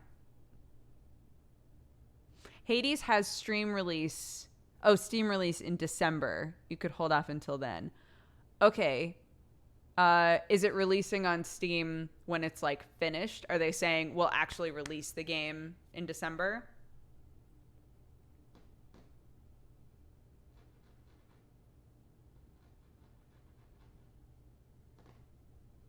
December 10th is the actual release date for Hades. So maybe we'll just wait till it actually comes out. I've waited this long, right? It has been playable for a while. People aren't going to be chomping at the bit to watch Hades. It absolutely looks like my type of game. I love the look of it.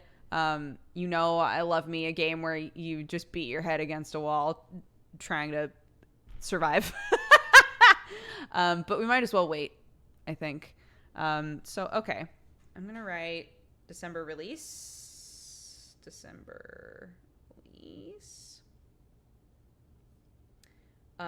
And to be like totally straightforward and upfront, I might try it out off stream. I don't know. I don't know. I'll attempt to resist, but cheating. Okay, sorry. Never mind. I won't touch it. I won't touch it. I won't touch it.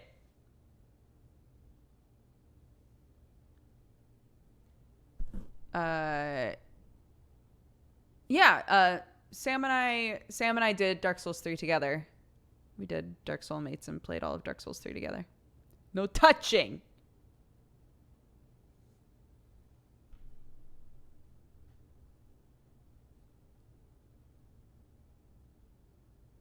I've looked at Untitled Goose Game, yeah. I've played a lot of Dead Cells, yes. Okay, cool. So Control in the evening. We'll plan to play some Blasphemous. And see if we can get somebody to play River City Girls with us, maybe. Yeah, maybe we'll see if we can get Parsec working. It's very hit or miss, though. Hi, buddy. Do you want to come say hi? Come on. It's Sherlock. Hi, buddy. The cats have seemed a lot happier recently, and I don't know why.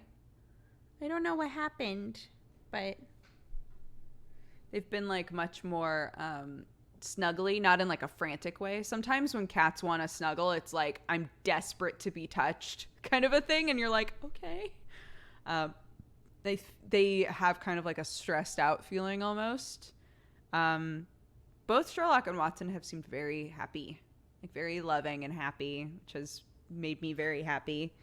So I'm glad, huh? You guys seem very happy. We gotta take you to the vet, though. Huh? We gotta take you to the vet, though.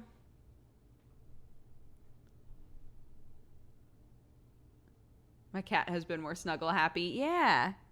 It's a nice feeling.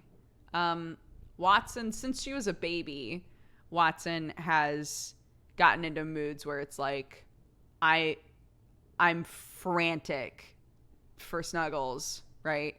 And it always, like, you could tell she was stressed out. It would stress us out. Like, she wouldn't stop licking us. We try to be like, okay, that's enough. And she would like fight us to get back and lick our arms or something. And we'd be like, this is so weird. And she still gets into moods like that sometimes. But hasn't happened for a while, huh, Sherlock? We've all been very happy in the house, haven't we? Yeah. Ow, your nails. Fuck. Owie. Yeah, they just haven't had a checkup in a while, and Watson still has those areas that she's just licking all the time. And at this point, I can't tell if it's a habit or if she's still getting like rashes from something. So I want to take her back in and have them look at her and see if she's if the licking is a product of something or if the licking is just licking, like an anxiety thing or like a habit. So yeah. Are you planning on finishing off Children of Morta? I want to. Yes. I love that game. Like, really have been loving it. So, yeah, I definitely want to play more. Hi, buddy. Hi. Hi. What are you doing? Cute boy. Cute boy. Sam and I are getting dinner as like a late birthday date.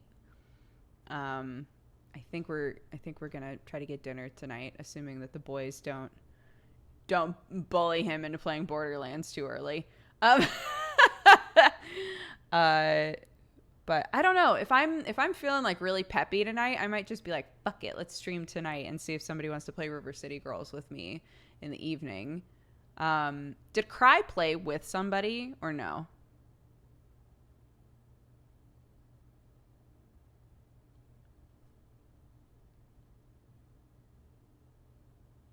He played it solo. I might tap him and see if he wants to try to parsec it with me. And see if he would want to play it again.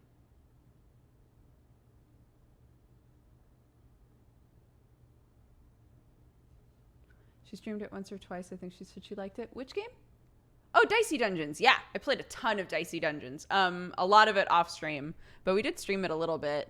I like that game. It's very, like, there's not much to get invested in. You just kind of space out and play it. And it's nice.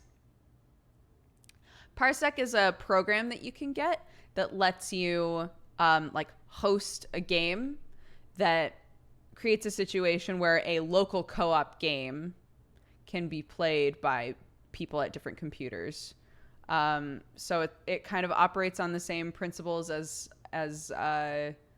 like using a program to let another person take control of your computer. But in this case, it's just making it so that, oh my God, Sherlock, your little claws are killing me. So that two people can access the same game and operate it as though they're both at the same computer.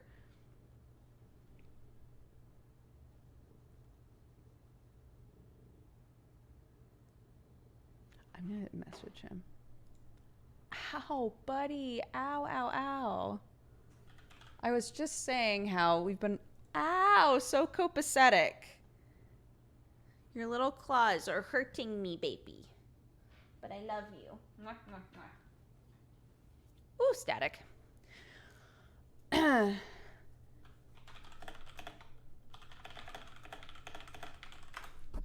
let's see what he says. He's doing happy stabs. God, that fucking hurt. Sherlock's the one that I cannot clip the nails of without him thinking I'm murdering him. So Watson gets her nails clipped easily and consistently, and Sherlock almost never gets his nails clipped because I'm just like, okay, bye. I don't want to die today, so.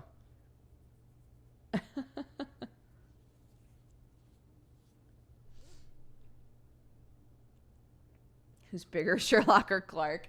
Clark is bigger than Sherlock at this point, but there was a long period of time where where he was much bigger than her, and it was really funny. I've never clipped my cat's nails. Why do you do it? So they don't rip the furniture. So they don't stab me. So that I can snuggle them and they don't stab me. They're not indoor-outdoor cats. So their nails aren't hitting things outside. They're not able to like scrape their nails in a way where they're naturally getting kind of filed down a little bit. So they just get really, really sharp. So I clip them because we don't want to die in this house. So.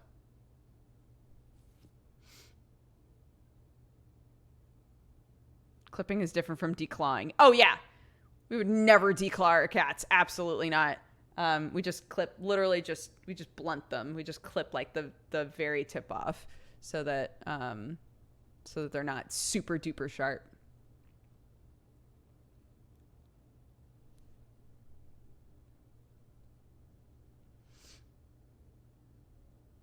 How do you keep your cats from shredding your furniture? We put claw mats in front of the areas that they seem to want to claw at. So our cats don't claw at our furniture anymore. They did do some damage though, unfortunately. But yeah, we would get the like actual claw mats and we would put them in front of areas that they wanted to claw. Yeah, like scratching posts and stuff, yeah. Don't they hate you for a while when you cut their nails? Not at all. They don't care. They don't Watson will just sit there and purr and let me clip her nails, and then I'm like, all right, you're all done, and she's like, cool, and she leaves. Sherlock doesn't like it, like during the process, but the second you let go of him, he's fine. They don't care. They don't care. For Watson, this doesn't happen to Sherlock as often, but Watson, when her nails get long, she gets stuck on stuff all the time. So if she's like sometimes on this, like one of her claws will get stuck in the fabric and she can't figure out how to get it out because her claws are so long, and we have to like help her like detach. So clipping them, she doesn't have all of these situations where she's just like, help, I'm stuck. They shed their claws anyway. Sherlock can't rip his own claws off. Watson's really good about it. Watson's really good at biting at her claws and like getting the claw caps off. Cat claws, for anybody who doesn't know and doesn't have cats, they like molt kind of. The outside layer of the nail like comes off. So if you've ever been at somebody's house where they have cats, and you might see like what look like weird little like nail caps, it's that the claw has shed. And a lot of cats like help along that process by like biting their nails. Basically, they'll like rip it off of themselves. Sherlock, for whatever reason, can't do that. His nails get extremely thick. So yeah, it's good for us to try and clip them and like help him out with that if possible, but I don't know what it is. It's because he's male. Is that actually a thing? I have no idea. How are Sherlock's teeth these days? They're all gone. He doesn't have any teeth. And it's very sweet. He like comes over and he like on my hand, but it's just gums. It's adorable. It is not because he's male. It has nothing to do with sex. Okay. Yeah, I figured it didn't, but I was like, I don't fucking know.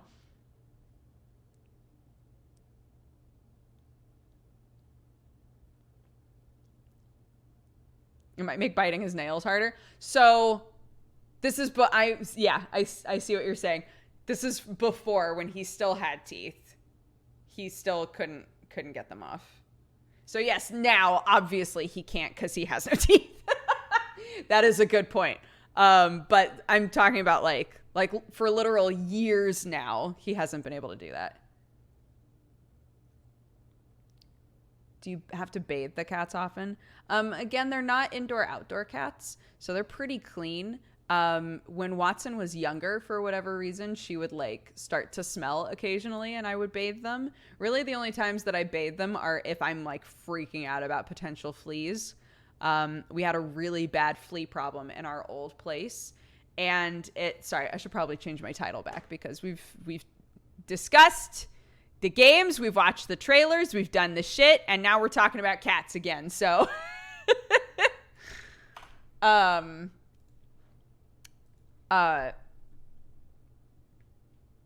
yeah, so in our old place we had a really, really bad flea problem, and so sometimes when the cats are like itching a lot, or I don't know, when they're just kind of behaving like oddly, I'll think to myself, fuck, what if they have fleas? Because I'm so freaked out about fleas happening again. I literally like vacuum our mattresses all the time and shit because I'm just so, I don't ever want to have to deal with that ever again. So occasionally I will bathe them literally because I'm like, if there are fucking fleas on here, they're gonna die today. They're dying now.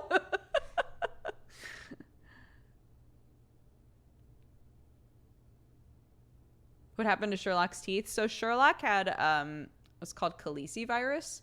From what I understand, it's like, and any vets in here can feel free to correct me, but he had the Mother of Dragons virus, and I guess it's common in shelters for cats to get some kind of like immune problem from each other. His gums would basically be inflamed like all the time. And so his teeth like rapidly rotted. So every time he would go in and they would look at his teeth, they'd be like, "Ugh, we should probably take a couple out. Like he's probably in a lot of pain." And it got to the point where they just said, "I think we should just take all of them out.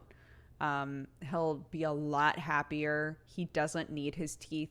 He's not indoor outdoor, so he's not fighting other cats." They said if he was indoor outdoor and he needed to defend himself, they would leave his fangs, but there wasn't a reason to do that. He doesn't go outside really. So they were like, we should just take all of the teeth out. He'll be a lot happier. His gums will probably heal up nicely.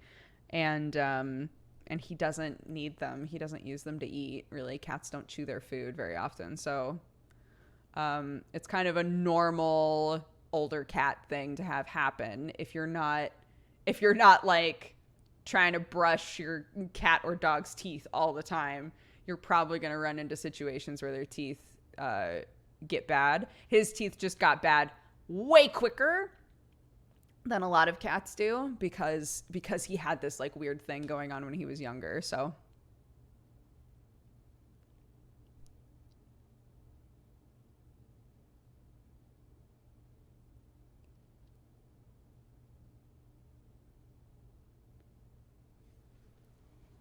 yeah, it was nuts.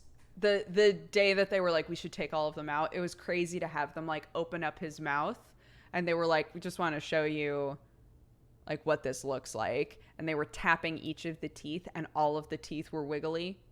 Like every single tooth that he had in his mouth could be wiggled. They were like, it's not, they want to come out. let's just take them all out because it's not, his mouth probably hurts really bad. And I was like, then do it. Just take them all out. That's fine. So, yeah.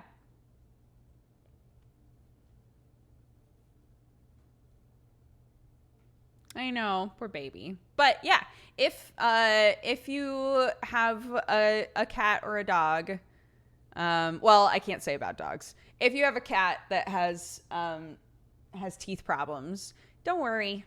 Like it's much better for them to get the teeth out and not be in pain anymore.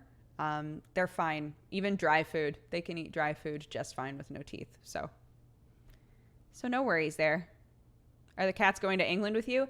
Unless we take them to the vet and the vet is like, Sherlock is not in the right health to make that trip or something along those lines. Absolutely. Of course they are going with me. Yes.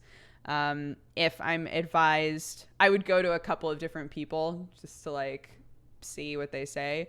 But if I was advised by multiple vets that for some reason one of my cats should not leave, I would not ignore that. I actually talked with Sam about this. I was like, we should probably be thinking about like who we would ask. It's really sad. I don't like to think about it, but like if we needed to find them a home, like who would we trust to have them? But every time we've gone in, we've been told that they're in great health, that they're totally fine. So I don't think that's going to be an issue, but I do worry about it because it's such a big trip to make.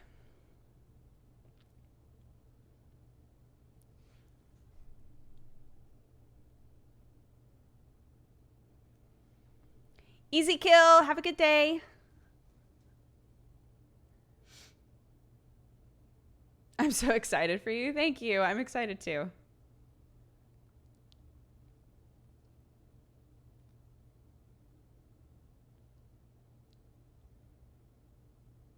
Oh, Necro, I'm so sorry. It is never easy to lose an animal. Even an animal that, where you know from the get-go, like, oh, they don't have a very long life expectancy, and you try to just be chill with it. It's still so sad. So I'm sorry about that. We have not been given the okay. No, we're not. We haven't been told by England, yeah, come on over. That has not happened yet. So without going into detail, we still have stuff that we need to do to make that happen. But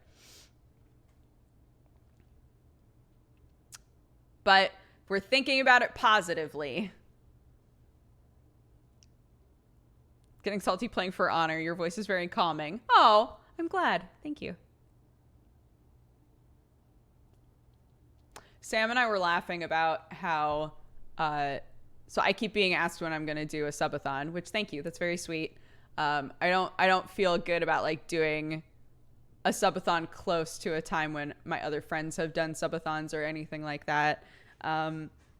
It just sounds counterproductive to me. And I want to make sure that I put together a list of things where I know that I'll fulfill them, you know? So Sam and I were laughing because the sort of stuff that I was writing down are things that like it just really cemented how completely different Sam and I are. So I was like, yeah, I'll do a stream where I do nothing but like I'll read an entire novel out loud. like weird stuff like that, right? And he was like, yeah. A lot of people are rushing subathons now because of TwitchCon. Yeah, I guess that makes sense.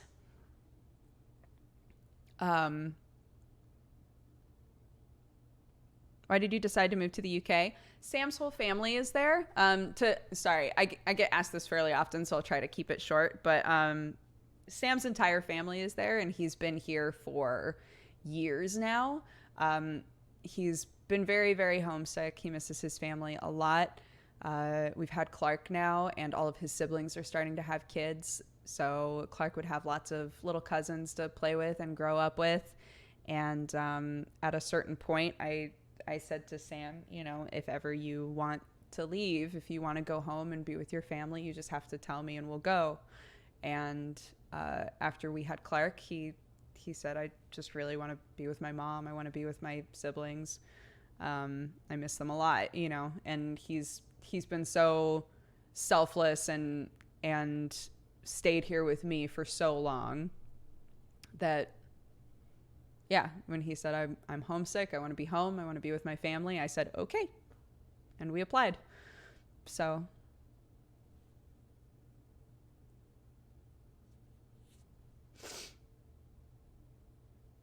Not until the Queen says she's allowed. Yeah, I'm waiting for the handwritten letter from the Queen that says, come on in, and then we'll be good.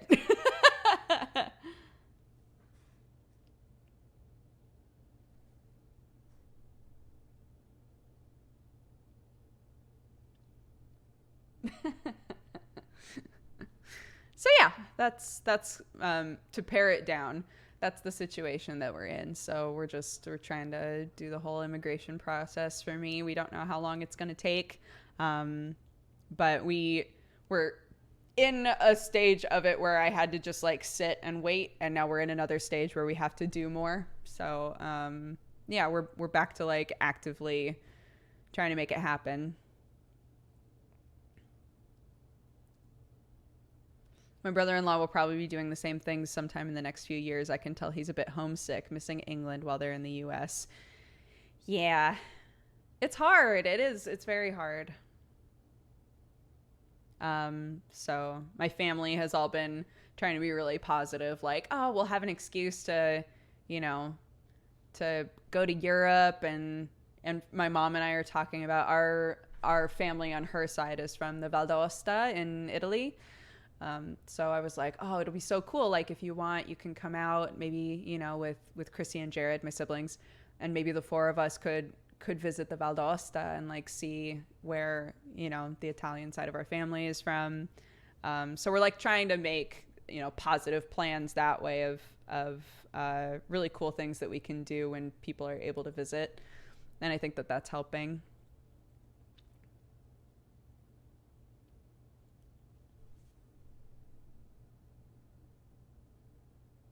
At least there's been progress. Yeah. A response is better than no response. I can't seek citizenship right off the bat. That's not an option. Basically, in both the US and the UK, as far as we've come to understand, you always apply for some kind of like a residence visa first. So Sam has a green card here. It does not mean he's a citizen. It means that he has been approved for permanent residence should he wish it. But he does not have citizenship. He can't vote, nothing like that. Once he's been in the country long enough, he could apply for citizenship, but he doesn't have it. He just has residence. So I currently am applying for spousal residence in England. And again, if I'm there for long enough, I would be offered the same thing. They would say to me, if you want to be a citizen, you can apply for it. But right off the bat, I can't say, hey, I want to be a citizen. I can say my husband is a citizen and our daughter is a citizen. And I would like, based on that, I would like to follow my family to England and have residence as a spouse. So.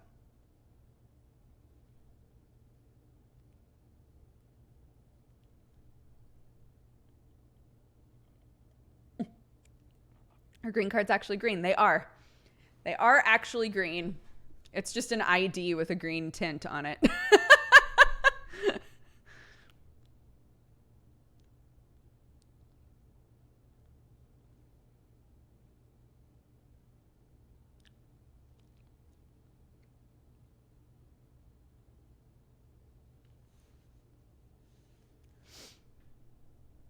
So yeah. I just need the queen to write me a handwritten letter and then I'm good. And then I'll be able to move over there. It's not a big ask. What else is she doing?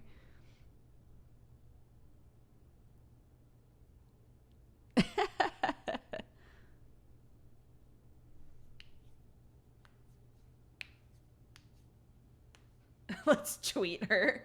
Hey, Queenie.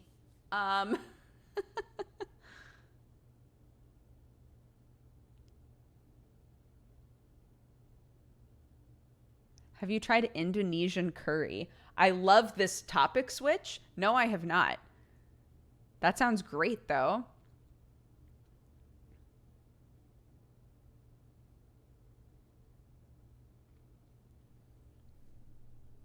Offer her a free sub. Hey, Queenie, did you know? If you have Amazon Prime...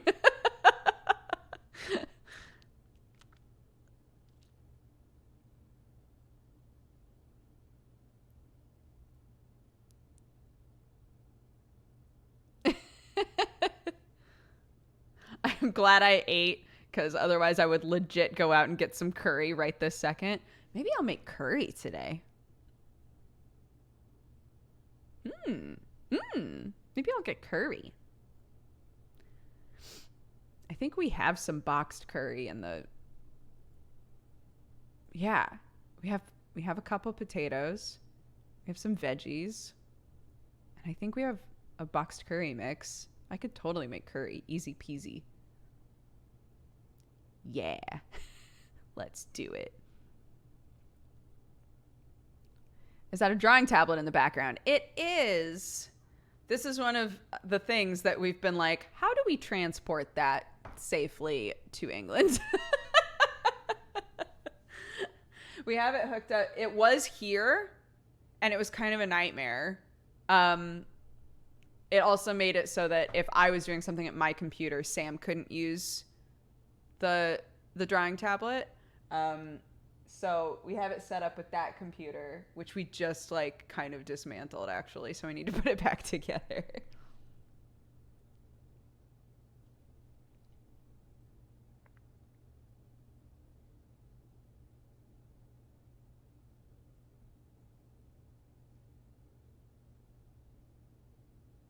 Do you both draw? We both really like to draw. Yeah.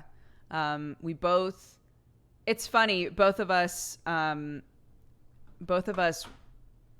were like full on art kids until we like took art classes. I was talking about this with my mom with the books thing. So a couple of Saturday Morning Doogers ago, I set up a Goodreads account. Thank you so much for the subscriptions and stuff, by the way, guys. I set up a Goodreads account on stream because everybody was like, oh man, here are some books that you can start reading to like get yourself back into reading, because I used to read all the time. And then I stopped when I started having to read a lot for school. And I was saying to my mom, like, I think that that's probably really common. We were talking about that too. That's probably really common, that people who really love to read, once the only thing they have time for is reading like school books. Whoa, Wendy, holy shit. Wendy, thank you very, very much. Guys, if you were gifted a sub by Wendy Loves You, please be sure to say thank you. I will read that off. We're going to wrap up here pretty soon, so I will read all of that off with the rest of the event list. But thank you very much. Thank you. Thank you.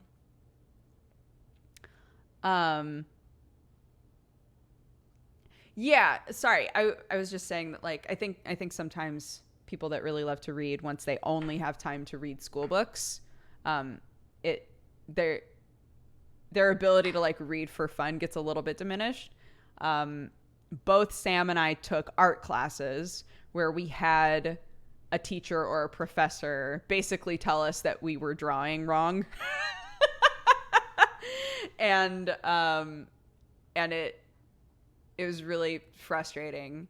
And like looking back, like I agree, it was a class that was supposed to teach you like specific types of things. And I had a lot of trouble being told like, you have to draw this way, or you have to draw this, or you have to draw that. I'm sure art school, like those of you who have gone specifically to art school, it must be so difficult. Like you've been doing art all this time, and then art school is a place where, you're supposed to be taught how to do lots of different things, or to see art differently, or I'm sure it can get really, really frustrating, whether it's beneficial or not, right? Whether you're being pushed in a good way or a bad way, I'm sure that it can be so, so difficult. Because like just Sam and I apparently are weak of heart, and both of us like got really, really frustrated, being kind of like constrained that way. And I remember I was taking a lot of classes that were about costume design, right? Because I was in the theater program. I was taking a lot of costume design classes, and my teacher would constantly be like, I need you to try to do something different. And at the time, it was really hard for me to figure out how to art differently, right? Yeah, that's tough, I'm sure.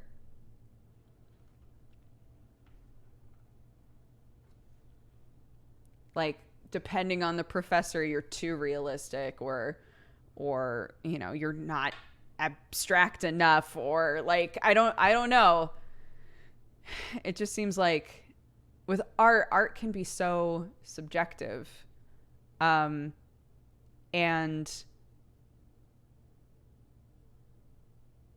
to be a professor or to be a teacher of art, I'm sure is also very difficult. I don't know. Art classes and art school in general is fascinating to me. I was watching, I don't watch them super often, but the Try Guys did a video that was like, we're going to do a realism like drawing class, basically. And the teacher that they got was so, there were so many ways in which her positivity was like perfect for an art class, it felt like, because all of them, like none of them do art consistently. And so they were like trying to draw fruit, and they were trying to draw people. And like, there was a point where one of them was trying to draw the fruit bowl and got really frustrated. And there was a spot where where grapes were supposed to be, and he just wrote the word grapes. And she was like, frustration is so good though. Like, you can see your frustration in your art here. Like, this really like captures how you were feeling when you were doing this, when you were like trying to overcome your own frustration. Like, it's so like, there's nothing wrong with that. And I thought that was such a like sweet way to come across that, like to support that, to say, yes, you were frustrated, and I can see that, and like that became your art, and that's awesome. And I was like, that's so sweet. And I actually, when I saw it, because it's just like charcoal bananas and like a little apple, I think, and then just the word grapes. And I was like, that could 100% be a t-shirt. Like, it's so good. Like, there was just something so good about it. So I understood what she was saying. Like, there was something just like, mwah, about this picture.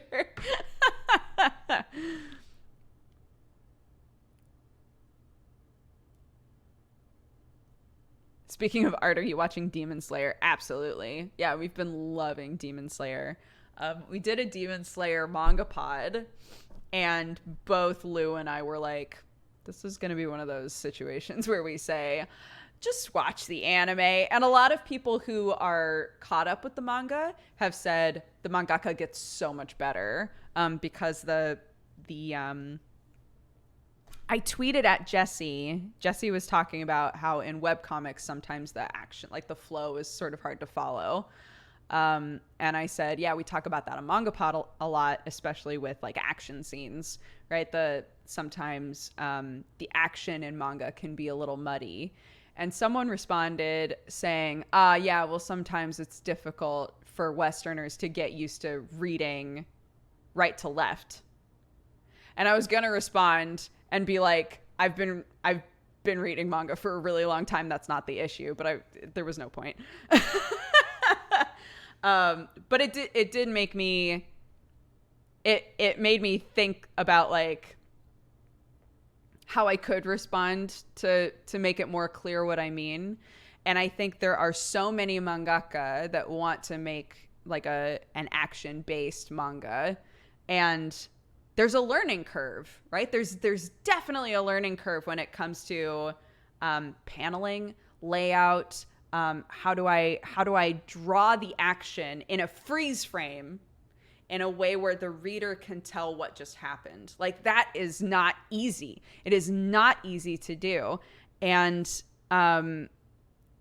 so in a situation like Demon Slayer, or Attack on Titan, I got in so much trouble for talking about how Attack on Titan is like really, really messy for a while. People were like, you don't get it. Attack on Titan is a masterpiece. Okay. But Attack on Titan 100% is one of those manga that started off where the action was very messy, and the way that like they skipped between, oh, this is a memory, or this is like, you know, figuring out where the characters are and at what time and like what's going on. Like, that was very hard to follow at first. Demon Slayer, the action is very hard to follow as well. And people have said it gets way better. And people who follow Attack on Titan have said it gets way better. And I'm sure that that's true, because you're literally like, especially if it's a weekly one, oh my God. If every single week you're having to like draw action scenes, you are rapidly going to get better, right? You're rapidly going to figure out how to do it better and make it clearer and make it cleaner. Your art is going to improve. All of that is going to happen so fast out of necessity. But reading the beginning of the manga, both Lou and I were like, God, the anime is so fucking good. Like, the manga, just the beginning part of the manga in comparison to the beginning of the anime is like, the manga is just not nearly as good or clean. The anime is incredible. So yeah, Demon Slayer is great. But I would recommend the anime over the manga 100%.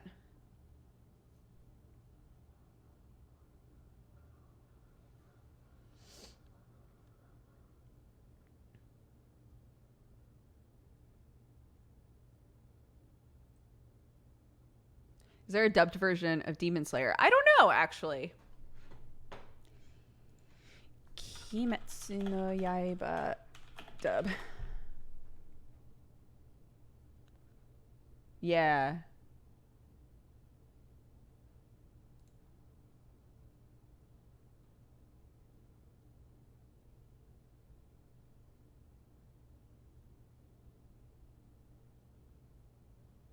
Is Kimetsu no Yaiba getting a dub? It was announced the other day, coming in October. Interesting. I wonder how they choose which anime gets a simuldub and which ones don't. I guess it's like, is there a lot of hype behind this? Then we'll simuldub it. But otherwise, we'll see how it does. You know?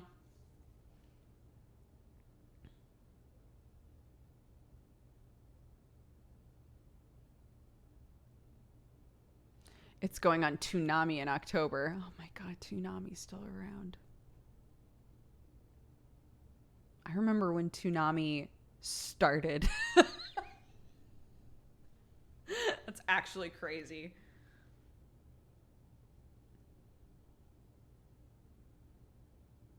Have you been watching Given? I'm not caught up on Given. I've only watched the first couple of episodes. I need to watch more.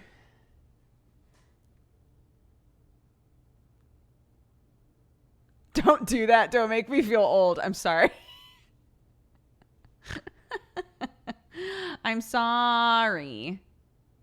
I didn't mean to. Toonami's alive. I think it went away for a while and then came back. Maybe. I'm not sure. Anko gifted a bunch of subs. I'm so sorry. I missed that. A couple of minutes ago, Anko gifted 5 subs. If you were gifted a sub by Anko, be sure to say thank you. Thank you very much. Have you been watching Fire Force? Yes, we have been watching Fire Force. It's just okay. The animation in it is incredible. The actual story and everything is just okay. That's my opinion. Vinland Saga is amazing. I'm biased because it's my favorite manga, but Vinland Saga is incredible. Demon Slayer is incredible. And Fire Force looks amazing, but is just okay. How dare you have an opinion? I haven't even started Vinland. It's great. Whenever you get an opportunity, if you're interested in Vinland Saga, it's so, so good. I've been so happy with it.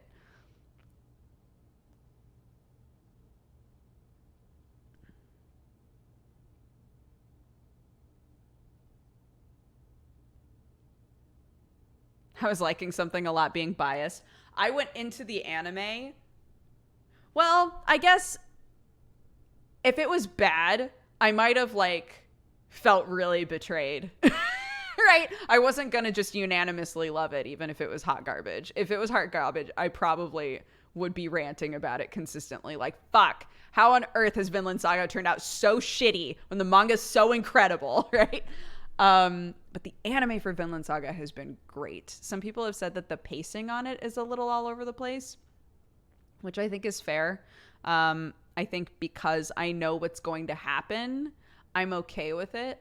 But somebody who doesn't know what's going to happen, I can see them being like, all right, where is this going? Where is this going? Where is this going? You know?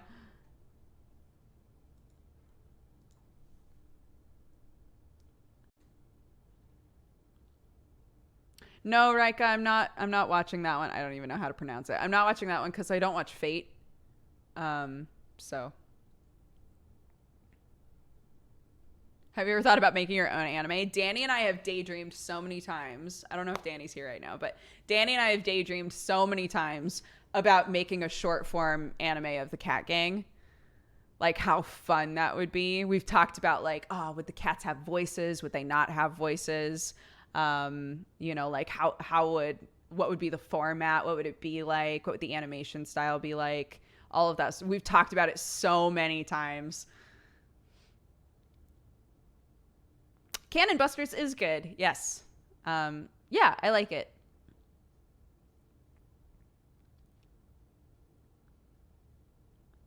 Cat can't accept Octo voices, all of them.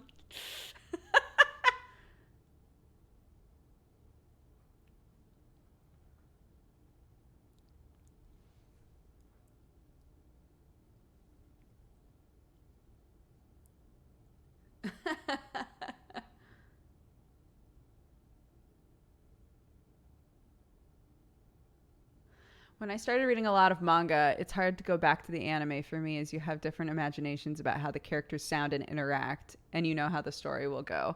Yeah, Sam. So we were actually talking about this the other day. Like, Sam refuses to read the Boku no Hero manga because he loves the anime so much that he knows if he reads the manga, he'll be less excited to watch the anime. Not everybody's going to feel that way. The topic came up because somebody said, I don't understand why people give so much of a shit about spoilers. And they were saying that, like, for them, they can know what's going to happen. They can know a spoiler about something, and it doesn't ruin the experience for them. And I was saying that's definitely not the case for me. And it's not the case for Sam. Both of us are the sort of people where it's like, we don't want to know what's going to happen. The ways in which the story has attempted to build suspense and mystery, it's really disappointing for us if we know the payoff of that. For me, I'm not great at predicting what's going to happen. Sam is. So Sam also has this added layer of he's constantly predicting what he thinks is going to happen. And if he's right, he's kind of disappointed most of the time. Like, oh man, I'm sad that I thought of that. We were watching Demon Slayer, and occasionally when we're watching something, because I know he does this, occasionally I'll be like, can I tell you what I think is going to happen? And he'll go, sure. And I'll say something. And in this situation, no spoils. In this situation, we were watching Demon Slayer, and I said, can I tell you what I think is going to happen? And he said, sure. And I said a prediction, and he goes, well, you didn't consider all of the variables. That's not going to happen because of X, Y, and Z, but good effort. I was like, I hate this. Like, literally, he was right. He was right. I said a prediction for what I thought was going to happen. And he was like, here are all of the reasons why that's not what's going to happen. And I was like, fuck, you're right. I didn't think. Watson. Do you want to come say hi? Yeah. They can't see you. Come here. They still can't see you. Come here. You don't want to? I'm covering you up. It feels like she's literally strategically putting herself behind my chair. Like, she literally walked all the way over here and all the way back, and you like could barely see her.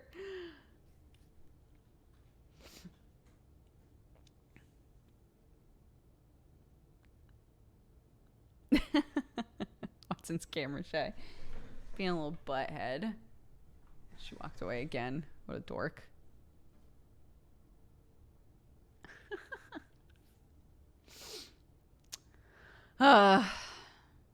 Anyhow. Oh, there she is. What a cutie pie. You playing? Oh my gosh. Sherlock's right there. Do you even know? Are you aware Sherlock's there? He's probably going to bat your little face. Adorable. Zoom, zoom, zoom. Zoom, zoom, zoom, zoom, zoom. Okay, guys. Let's read off all of the shit. Everything that happened. All of it. Oh. Good job, Watson. Kill it. Kill the spring. Good job. It's literally just like a little cat spring. Watson. Can you show everybody your toy? What are you playing with? Can you show them your toy?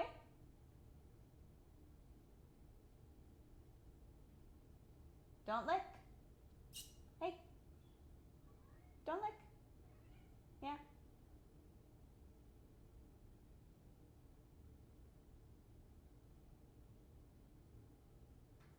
Oh, did you grab it? Oh, nearly. Nearly. She's working on it. She licky licky. Alrighty.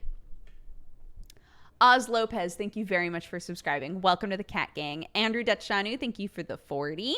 Infinity Spear for the 3. Portal Jacker for the 44. I am Manfred for the 4 years. Happy anniversary. Thank you so much for hanging out with us.